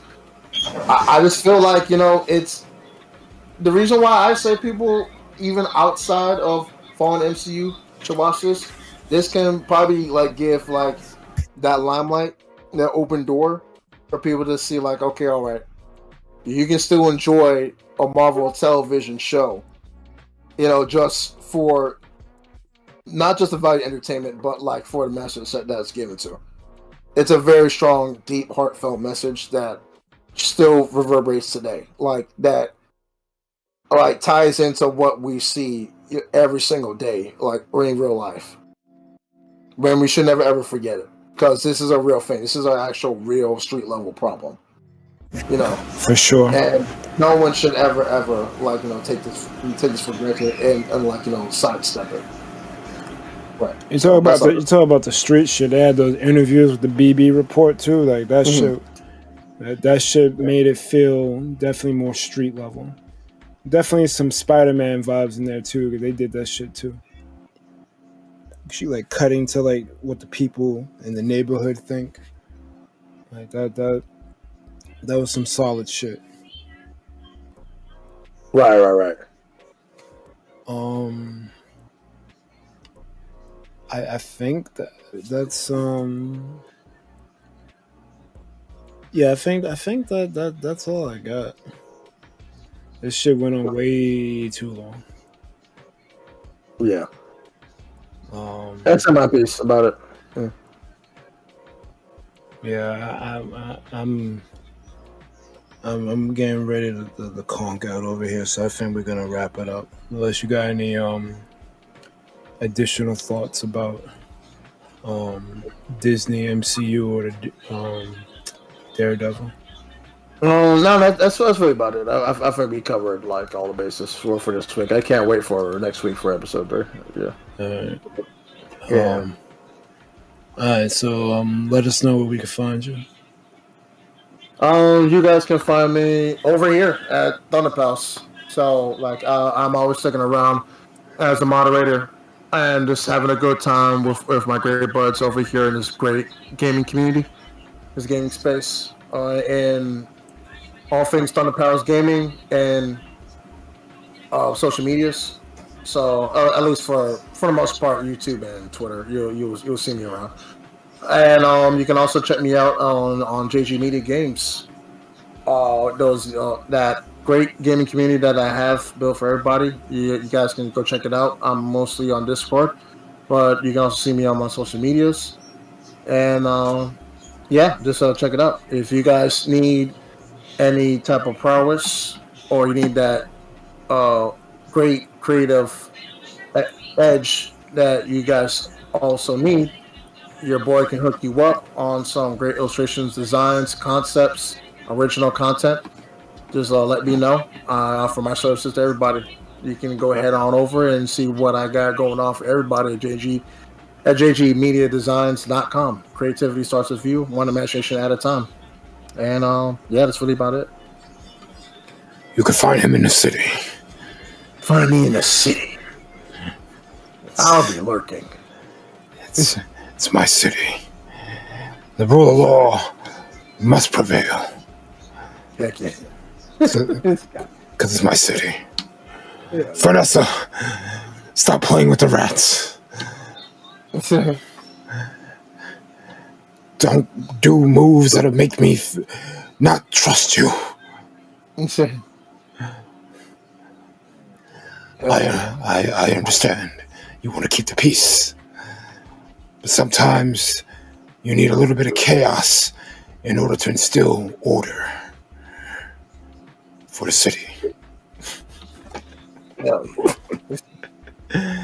You can find D and myself on the Thunder Pals. I'm gonna keep it a buck. I've been wanting to stream on other days besides Saturday and Sunday. I haven't been able to do it. I feel bad because I kind of had to cancel Jackbox, and I know there's a couple people who want to play it. I still want to play it, but um, I think I need to move it to Friday. But I'd be so fucking tired when I get home that I, I sleep most of the day, and by the time I wake up, it's like people ain't gonna want to fucking do this shit. Working overnight kind of sucks. But we'll see what happens in the coming weeks. I'm gonna be playing Hunter and Pocket for the foreseeable future. So we'll at least we'll be on that. I think D's gonna eventually get it on the Steam Deck, so we'll be playing it together soon. But yeah, that's pretty much what it's looking like. Saturday, Hunter and the podcast, and Sunday Pocket. That's all I really got. Oh yeah, we also put out shorts. We've been putting out shorts on YouTube, Instagram, and TikTok. I've realized in order to stream on TikTok, you need 1,000 subscribers, which I guess makes sense because that's what you need for YouTube. But I thought you could just stream automatically. I guess not. So I don't know what the game. We don't have a game plan for that right now, but that is something that, like, eventually I would want to do because I switched over to Meld Studio from Streamlabs OBS. For the most part, it's pretty functional. It does a couple things better than Slobs. The one feature I really like is the duplicator scene, duplicator layer. You can basically set up a whole scene, and then you can duplicate that scene into another scene. So you can have like a nested scene. So, like, for instance, like the chat scene. We're in the podcast scene right now, but for my chat scene, I can duplicate that and then have it run on something else. Like for credits, for instance, the credits is just the live chat scene, but I put the marquee scroll and the wallpaper slideshow on top of where the gameplay. Now my face cam, because I switched them. I'll put that where my face cam would be. So it functions the same way. It looks the same, but it plays out differently. And to do that same thing in Slobs would be a nightmare because you have to duplicate, but it doesn't always duplicate correctly. So, like, that's one thing, like, I appreciate about Meld. It streamlines things and makes things a little bit easier, even though the nomenclature is weird because I think they're called sources in OBS, and in Meld they're called layers. Layers kind of makes more sense because it's more like Photoshop in that instance, but I guess it's just something I gotta get used to. But I'm rambling about streaming software. I don't think people give a fuck about. But I mean, if you're a streamer and you're listening to this and you haven't tried Meld, I would suggest giving it a shot, especially if you don't have a complicated setup. My setup was quasi complicated, but I found ways around the limitations. But that's just me. Like I played Mario Maker 1. That game is full of restrictions, so I'm used to figuring out a different way to go about doing something. And then I figured out the duplicator thing, and I was like, oh, this is my out. I can use this to help me get around shit. So yeah, like, it's definitely a good tool. So yeah, you can find us on this channel. We stream it every weekend around 3:00. I've been fucking up on that because I've been, like I said, I've been tired. I think I've been starting at like 4, but stream's supposed to start at 3, last about 3 to 4 hours. Then we do the podcast Saturday at 10 p.m. If we have a mega collab, then we probably start at 6 because I think that's a better time for content creators. But generally speaking, those are the time frames. And I guess thank you for listening. I'm probably this got cut in half, not even in half, because this half of the fucking stream is way longer than the beginning half. The beginning was like the first 30 minutes where we did the AKAs, but my computer crashed. So what I'm probably gonna have to do is combine the part 1 and part 2 of this into one stream, into one video, and re-upload it. But I'll leave the 2 parts live for now, but I'll probably unlist them when I put together that video. That being said, when this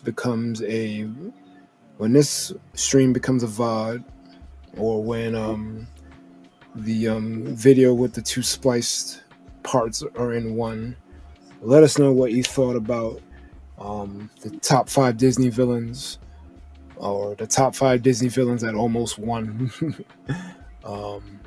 Let us know what you feel about the MCU in general, villains.